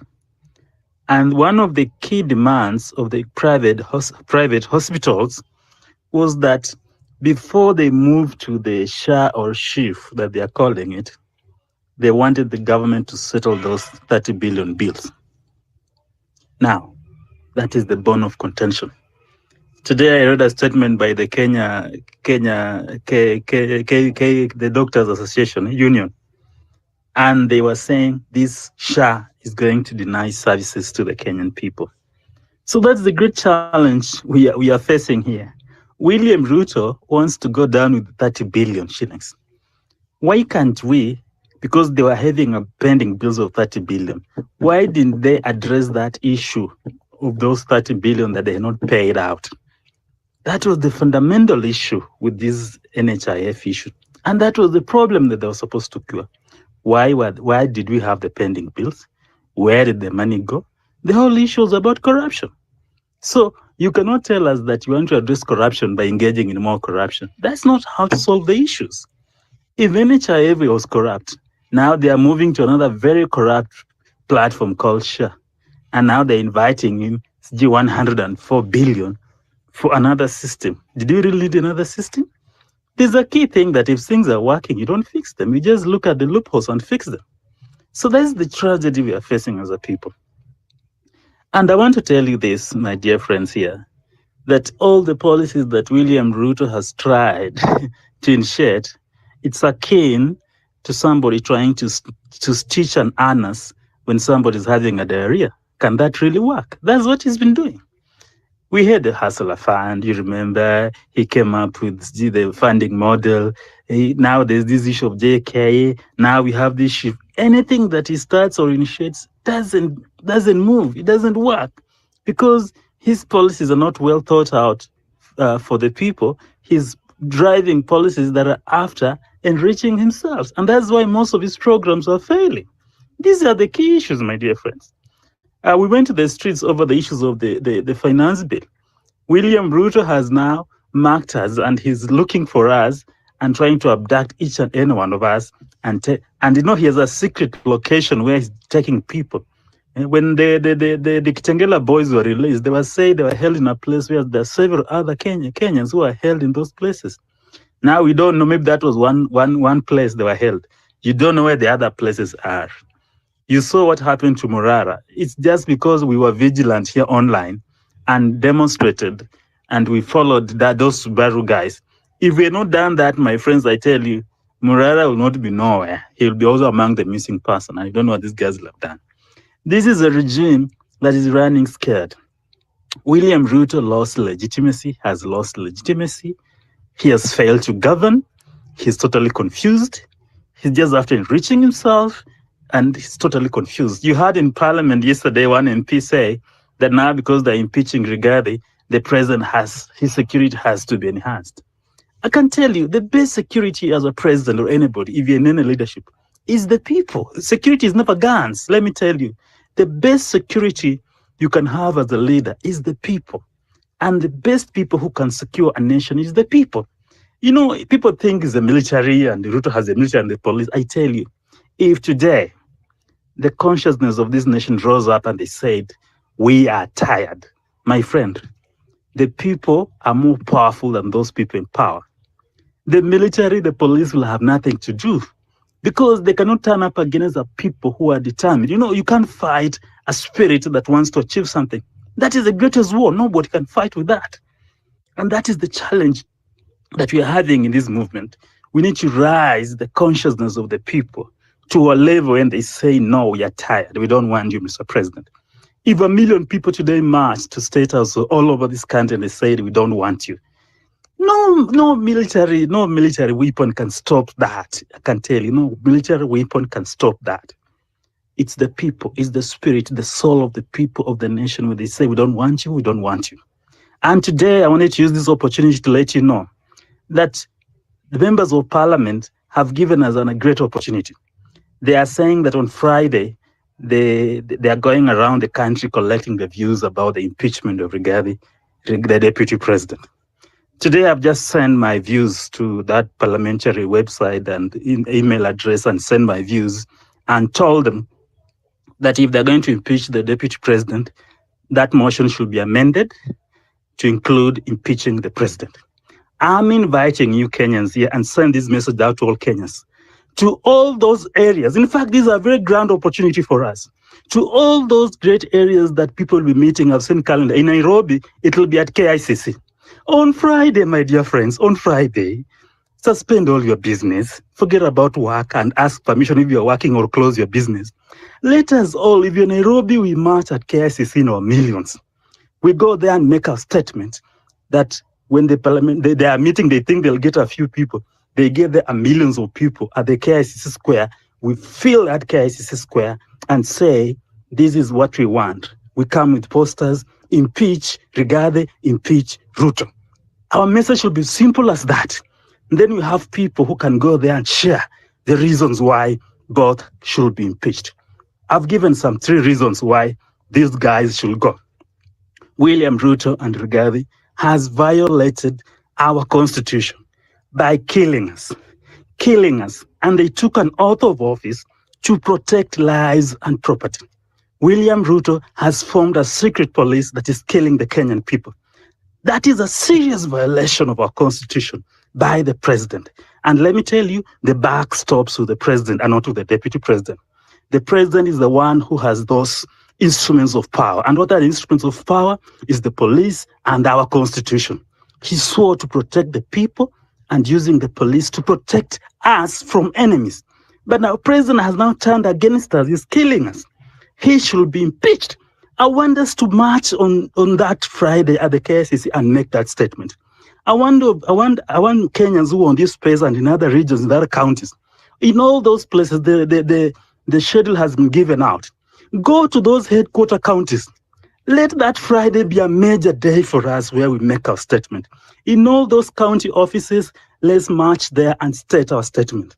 We say all the issues that are hurting us. That is a great opportunity for us. We come out in our large numbers. We say today, impeach the president, impeach the deputy president, impeach even you, the members of parliament who are there. And if they make sense, after we make your statement clear, chase away all those MPs and say them, go home, we don't want you. After you make your statement and they bring riots, cause chaos all over the country and tell the MPs, we don't want this nonsense around us. You are a disgrace. You are not talking about the issues that affect us. Let us now use those headquarters. They have given us a great opportunity to march there in numbers. Who will stop us? At KICC, 1 million of us. That day, the whole CBD should be on a standstill. I can tell you that Friday, let us make a statement. This one is a great opportunity they have given unto us. My friends, on Friday, let us organize. Let us organize on Friday at KICC, 1 million of us. We march there. let us pass this message. That's all I wanted to share for now. The rest we shall share in other forums. Thank you very much for the opportunity. Thank you so much, Patrick. This is exactly what Nothing was saying. That if you know that you are good in this field, now this information is very vital, very useful. So it can be more useful than how you have put it. So on Friday, we need to do something. And if you don't mind, kindly also share that website so that a lot of Kenyans, we can also, send in form of like a petition to that website, that parliamentary website. Patrick. Yeah, sure. I'll share the screenshot of that advert to you here, and then you share, right? Nothing. I see your hand has been up. Then we go to NMSQ. A quick one before I drop. I wanted to thank you, Patrick, for educating us on that issue. But I wanted to highlight on this issue of 30 billion pending bills. I think there's a time MPs were fighting in parliament and they were calling out each other on who is colluding with hospitals to inflate bills from NHIF. Hospitals are also criminals. They do this for NHIF as well, and also for insurance company. So we shouldn't buy into that there was actually a 30 billion bill. These people split the loot with the hospital. We saw there's a time a WhatsApp group of a hospital was leaked, and it was about extortion of a patient's insurance card, and also some places it was NHIF. So kindly do not buy into that. I'm not saying, Patrick, you said anything wrong.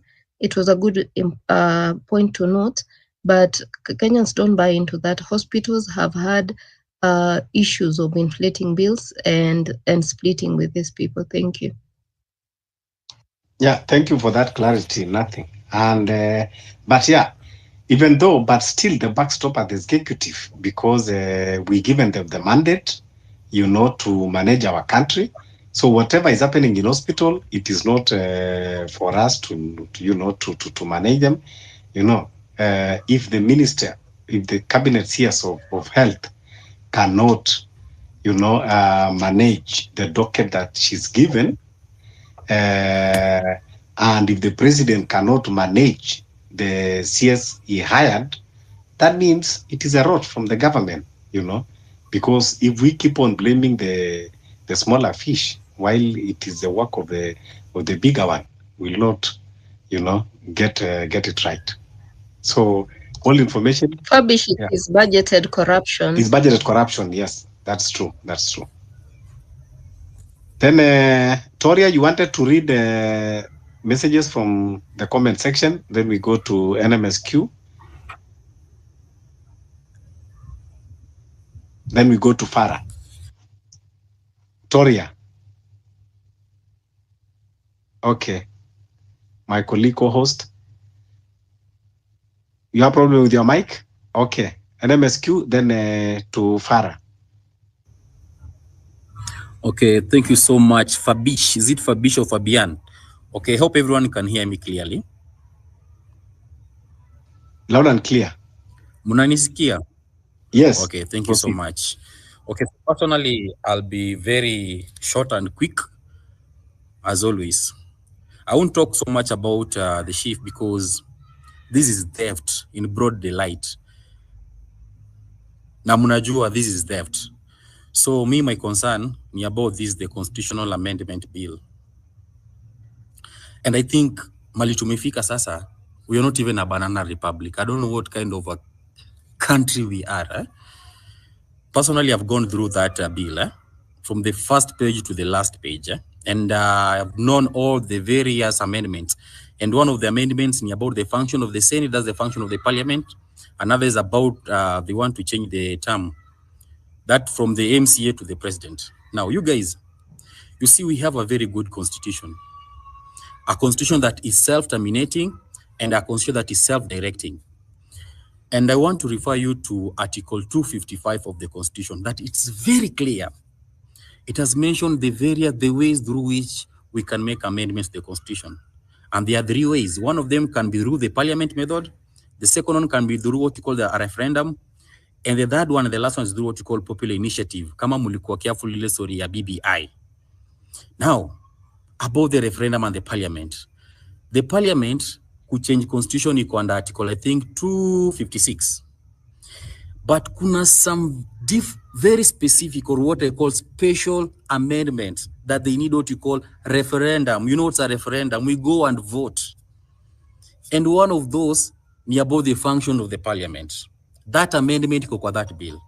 The second is about the term of office of the president. Ijongelea about governor or others, but kumbuka office of the iyo mambo na term ya president kuweka to 7 years. It is in that amendment. But now I've seen these people, they are just inviting us to give public views. They are not inviting us for a referendum. That is the constitution that is saying, not me, in verbatim directly, that any amendment with regards to the function of the parliament and the term of office of the president, yes, it can be initiated in the parliament, but it must be approved through a referendum. That means you need to go and vote for those changes. But hapa watu unaona wamesema na to invite just to give our views. Like what kind of a country are we living in? So I want you guys, let us take serious these things. And ndio maana nasema we need to occupy parliament because that is where our problem is. If we kill the parliament, if we finish the parliament, Ruto atakuwa na kiburi. You should know that. The second thing I want to talk about ni mambo ya Rigiji. I know most of us are like, this guy, your impeachment motion iko sawa. But I also want us to look at the other side of the coin. What kind of power Ruto atabaki now?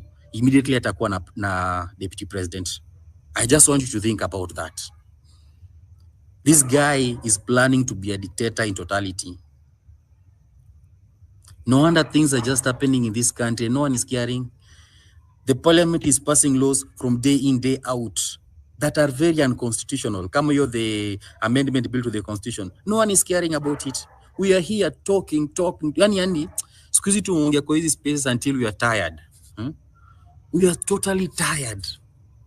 And even it reach a point that people are even wishing these people like Akaro, they should die. Personally, if Ruto dies tomorrow, I'll be very happy.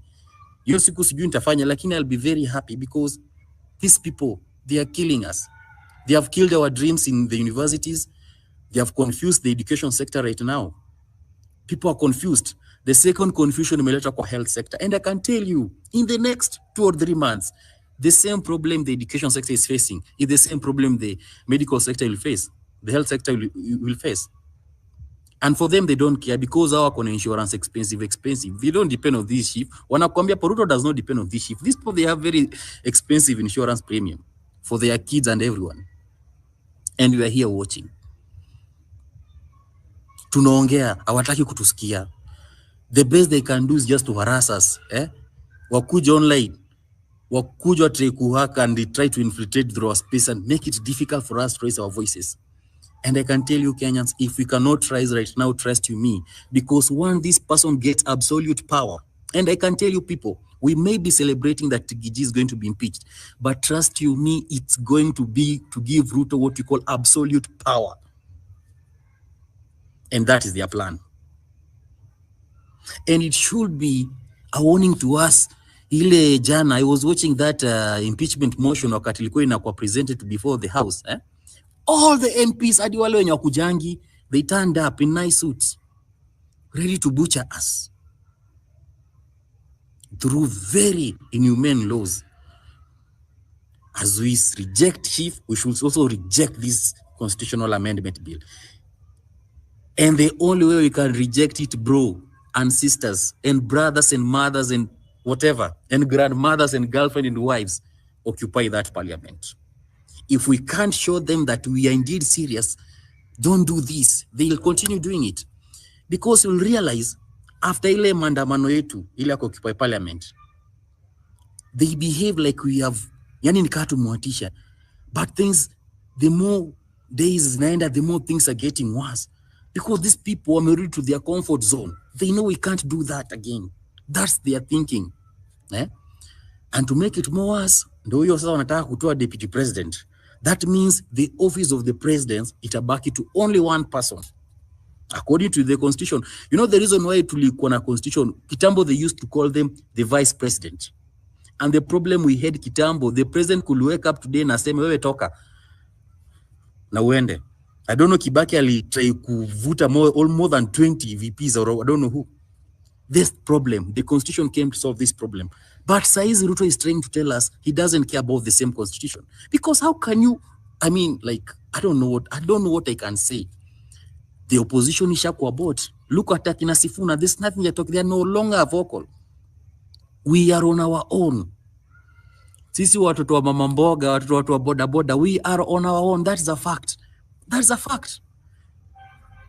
In the education, tushajua saizi masomo it will be very expensive. And for us, let us thank God at least, even if we had a president who was a thief, at least sometimes he cared. Unakumbuka Uhuru akifunga ma principal when they were hiking school fees. Kila mtu anajua hii maneno. But we have a president mwenye they are proposing, I don't know, ni sijui nitasema nini, like saizi kichwa inajaa tu mashida ya Kenya. Ukiangalia education sector problem, ukikuja energy sector problem. Today I was reading the newspaper and wanasema by March next year KPLC itakuwa na competitors. Who are these competitors? Their own companies. I mean, where are we going as a country? Mambo ya ndani, we don't know what's going on in the background. We are here. Wewe uamuke ufanye kazi, uende ufanye kazi, uteseke, uletwe payslip yako, tax imeenda. Tax imeenda wapi? Mtu mwingine hapo mwenye sijui nasikia, I don't know, anatumia pesa zako. I don't know what's happening in this country and it's very sad. And it's very sad. And what I can tell you guys, if we don't keep on pushing for these people to get out, expect more and even worse laws. And you heard one of them saying they need to make also a change in the constitution such that huyo DP anaweza vutwa kazi time yote. They want to get us back to the old constitution. And you guys, you know very well, Ruto was against this constitution. That's a fact. Na ameanza process ya kukill this constitution. So we need to be serious. We need to continue fighting. Hata kama ume lose energy, we need to continue fighting. We don't need to stop. Because if we can't stop these people, they'll kill us. They'll kill us psychologically. They have already killed our future. Because as you can't tell me, wamekopa more than 416 billion, and I was very shocked that money ijaipelekwa kwa development, the work that it was meant to do, those loans, wameka kwa recurrent expenditures. Yani wanakopa deni, ndio Ruto aweze kufua hiyo ndege yake, aende huko sijui kujiwapi huko hivyo. Wanakopa deni, sijui ndio I don't know what's happening. We have a big problem. We have a very big problem. And if we dare give up, there'll be no difference between us and Uganda. If you go to Uganda, if you interact with those people, very sad stories. Very sad stories. Uko Uganda, causes such as law, medicine, they are for a very specific community. You guys, you know, right now, all the top position is near a very specific community. And that is a fact. Let us call a spade a spade. Let us not lie to ourselves. Ati Rigathi kwa kusema shareholder is more tribalism than Ruto appointing wakale kuanzia juu mpaka chini and his friends. That is the country we are living. And I'm telling you guys, if we are not going to work on this, I have a friend studying in Makerere, and you get someone and perform kuanzia high school, kuanzia primary school mpaka high school. When you are going to be admitted in the university, unaitwa kusoma Bachelor of Physical Education, PE. Mwingine anasoma Bachelor of Chinese Language. Then unapata kuna mwingine amekuwa kifail kuanzia mwanzo hadi mwisho, anaitwa anafanya law, anafanya medicine, because that person is coming from a very specific community that Museveni belongs to. And that is a fact. And that's how Museveni has managed to control these people. He denied them education. He gave education to only his community. The same is happening here. And our member of parliament, they are very hypocrite. If you're watching yesterday's motion, they were trying to prove the Director General of a Competition Authority. I don't know, David Kibet or someone. And one of the members of parliament, I don't know, from Wajir, not say plainly, our work as parliamentarian, ni kuraba stamp. And he said it, I feel very bad, but I'm approving. Ukiangalia the list of people applying kufuata hiyo kazi ya kukuwa DG wa competition authorities, we had many people very competitive, watu wenye more qualified. But we have this old man, I don't know, 59 years, mwenye ameisha akifanya kazi kwa government, anapatio nini, and is coming from that very specific community. We need to talk about this because this is the reality. Because here tuna pretend, tunasema someone saying this government is for shareholder is more tribal than someone appointing someone from their tribe. That is a fact. And you can see this inequality, even in terms of developing, in terms of infrastructure. There's some areas if you go, there is nothing in those areas. But there's some areas if you go, there's a lot. I don't want to mention names. Ukisikia scandal za areas zingine, utasikia ni scandals, sijui mtoto ameiba, sijui nini imefanyika, hizo scandal. But ukisikia scandals za other region, utasikia ni multi-billion money stolen from individual people. Yeah? You can't imagine that. Eldoret City, you guys, you know how many billions of money are in that city? Nani hao watu? You know these things. Let us stop pretending that impeaching Gachagua is a solution kwa history ya tribalism. We have a bigger fish to fry. And the more tunakaa, the more this guy is organizing himself. And I'm praying to God that Ruto dies even tomorrow. I'm really praying to God. I'm praying this guy die.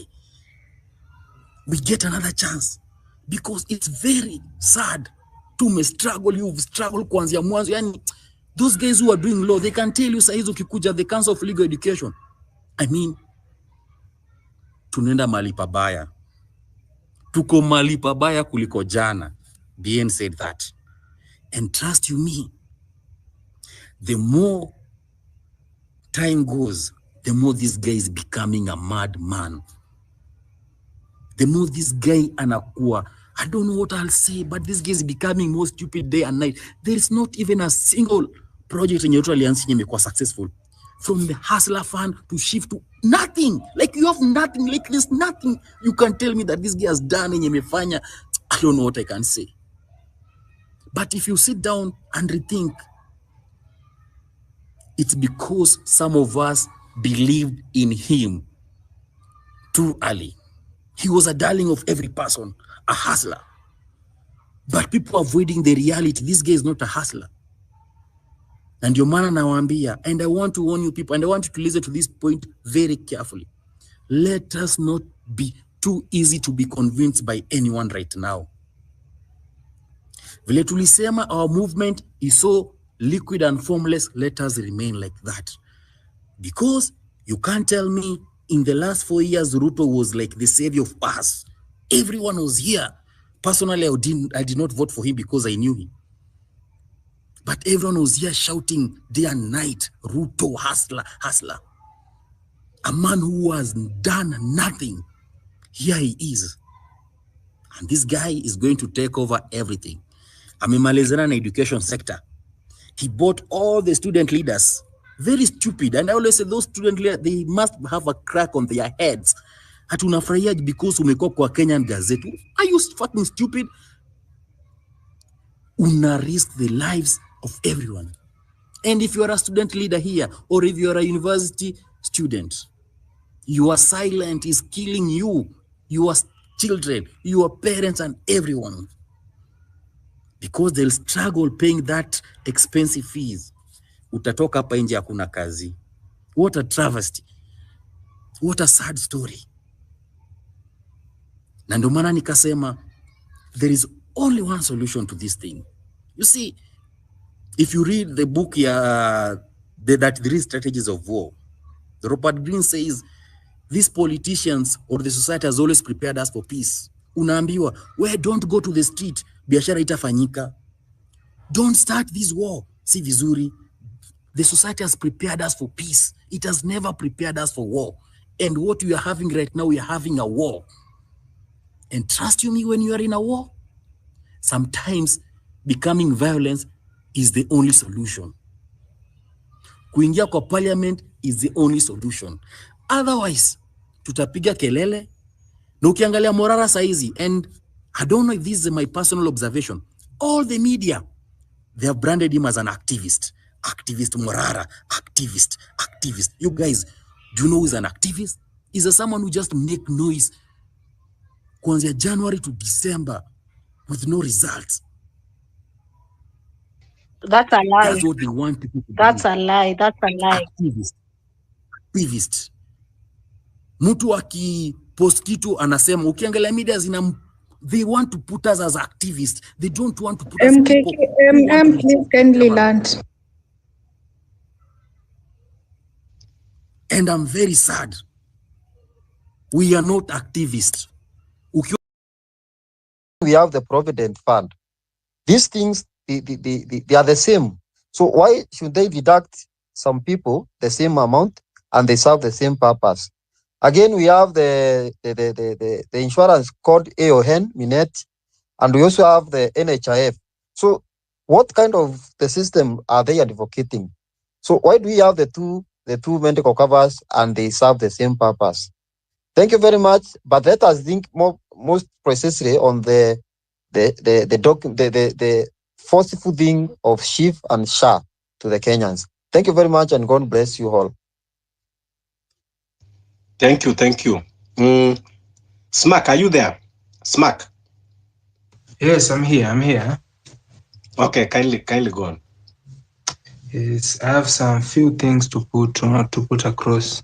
Kwanza kuna issue moja, kuna kitu kimoja kinaumiza sana serikali ya Kenya. I don't know why, but majuzi, let me explain this story. Majuzi nimepata story ya kwamba police station ama police officers wanatumia pesa zao wananchi. Kuna mtu amenitumia hii message ananiambia alienda polisi, kulikuwa na issue imetokea, kuna mtu anamdai, so baada ya kudaiwa akaenda polisi kuripot ili apate justice. The same way seeking justice here in online. But kitu yenye imetokea, polisi amekula pesa ya mtu huyo na baadaye hata kujua ama hata kuregesha hiyo pesa, ilikuwa 17,000 Kenyan shilling. So I wonder where are we going as a country, because this is the main problem. Corruption. Na hii kitu inafanya all Kenya, all government workers wanakuwa drawn into this. Just imagine a Kenyan police officer, yeye anafaa seek justice like the same way we seek justice for Bruce, but baadaye this thing is overturned to us. Ni sisi ndo tunaumia. So imagine this mother ama this sister of somebody, mtu ameenda seek justice for somebody, mtu mwenye anamdai, police officer anakula 17,000 Kenyan shilling ya mwananchi. How does this thing apply? Then kuna another issue anani.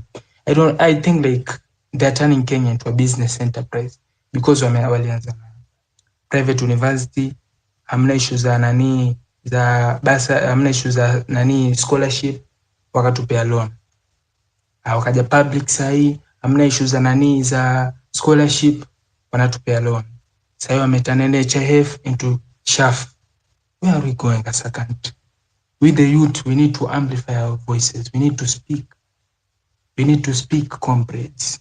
Tunafaa tuongelee kuhusu masuala because it's so sudden. Inaumiza watu wengi sana. Tafadhali, kama mabloga, kama mwalimu, mwanafunzi wa chuo kikuu, una watu, please try to educate them. Waambie hizi kura, mambo ya kupewa pesa na kukubali kuenda kiolela, it's so sad. Ni vibaya. These police officers, some of them are just here on the spaces listening to us. Where are we heading in this movement? Na just imagine vitu wenye wanafanyia wananchi, wenye wanafanyia watu wa chini. This is so sad. Kitu inanikasirisha na nazidi kupandwa na munkar, manake ni kitu kibaya wenye wanafanya. Imagine eating 17,000, mtu anaenda police ku seek justice. Hiyo justice ina overturn, police ndio anakula hiyo pesa. Ni laana gani wamepewa? D plus people. Why? This country need to change, and we are the change. You have the mission, you have the vision in us, and the mission is to change this country. Let's focus on this and no fearing anyone. Let's amplify our voices.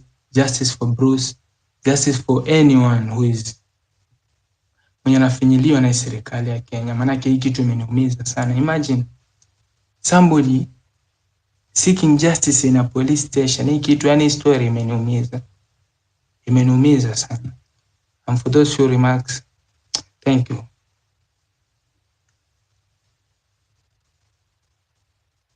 Thank you so much. That shows how rotten our government is. Can you imagine where you are supposed to go get justice? That is where you go and get injustice. So sad affair of our country. Small, then to Sylvia, then to Shirotsa, in that order. Thanks, Fabish. Thanks. So I want to mostly highlight on the next steps on what we are trying to do. So first of all, we see. Yeah. Okay. So I think for the idea of having like tackling an issue at once, like the way we have SHIF and we come out, and I think there's a level to which, because we are going to do the streets, we've seen there's nothing happening in the judicial or any other system. But imagine like this week only, on Monday we had Bruce, we've had SHIF, we've had the extending the presidential term, we've had Free Morara. You see, this is something that has happened between Monday and now, took a Wednesday. So imagine how, and then I think it's kind of a thing that's used in the political class to exhaust us. Of course, they know we won't extend that term. They know kwani wanaishi under a rock. They have kina Enaesuku wameja. They know we will never accept that, but they are still tabling it. Ask yourself why. They are exhausting us. If you keep beating someone down when they try to stand up, eventually they will stay down. I'm trying to say, for the people that have actually been in the streets, you cannot do that every day continuously until 2027. Let's just be honest. Like it's tiring, and like it's tiring after the day of maandamano. So imagine having to do that this week, having to go 4 times. So Mimi, for my idea is we do really need to change tax, because the only thing that is going to liberate us, they're never going to listen to us, is that one main maandamano, one main saying no, that one main event. I think we should really kind of focus on, first of all, what made us a success, with the successful maandamanos that we've had, zilikuanga na what common factor. I could only think of number one, the first 2 ones before the 25th, it was because walikuwa to the rao. So I think they've known our power. We can't use that anymore. The second one was that hatukwanga na hiyo notice yote, hatuwapatiangi a lot of notice for the successful ones. Ni hivi ni kesho, or it's just like a quick thing when it's amplified and people are still feeling it, when the vibrations are still on, and then we go, it is usually like yesterday, it could work. So we need to cut across, because we can't also keep repeating the same strategy that we use in maandamanos, which is we meet in CBD and then you know what happens to us. I think even having, like, we need to plan on a tactic such that we are meeting outside town, we are meeting here. So I'm suggesting if we could have cells, like I think now there's like these groups of people, like now KOT, maybe with your co-hosts, people know the people that are for the revolution. If they could form, even it could be Telegram if you're worried about the privacy, or even X groups, to just really like focus, like some focus groups of how to strategize on maandamanos, because also we can't come here and tell all the Zakaios people everything that we're going to do to the letter. Like you can't do that. And even in these groups, like we need to study also a bit on the revolution. There's a lot of successful revolutions that have happened in the past. And even from our own history, there's the Chinese Revolution, the French Revolution. They have a common factor, which we are so shy to get to. But we just need to understand that there's some things that need to happen in a revolution. And since we are deep inside, we are peaceful, we will find the best way to twist all this. There's a common factor, if you follow history well, in all revolutions. If we can just find the tonight, we need to study those things, because my idea is we are to focus on the plan. I don't know if it's a 1 month plan or a 3 month or a 1 week plan. It could be a quick one, but we need to focus on that major event. And we have to realize we cannot do exactly what they expect us to do. Honestly, we have to step outside a little, because we are becoming more predictable over time. That is why they know, okay, sawa amesema maandamano, hizo lori zinaanza tu kutolewa. Like we have to really focus on planning for the main event. And another reason why this is not sustainable, I'll give an example of, allow me to use the oldest Gen Z right now is like 27. 27. So in 3 years, or do we say 5 years, since they want to extend that presidential term, you'll be well in your 30s. So the responsibilities of you later on in life can never be the responsibilities that we have now. So we might even get to a point where your responsibilities will catch up. Like, we are not just going to live in this world for free, so we will not have this position we have right now in the future, because we are giving them time. They're bogging us down with all these nonsense things, all of them, and they will never listen. Imagine, let's just agree they will never listen. And then finally, so when we have like the ninis, the focus groups of pure strategy, by the way, pure strategy. This guy is not going through the ballot, and we cannot wait. Pure strategy, then we amplify like almost 2 days prior. I'm not about caring about what the government thinks and hizo vitu zao zenye wana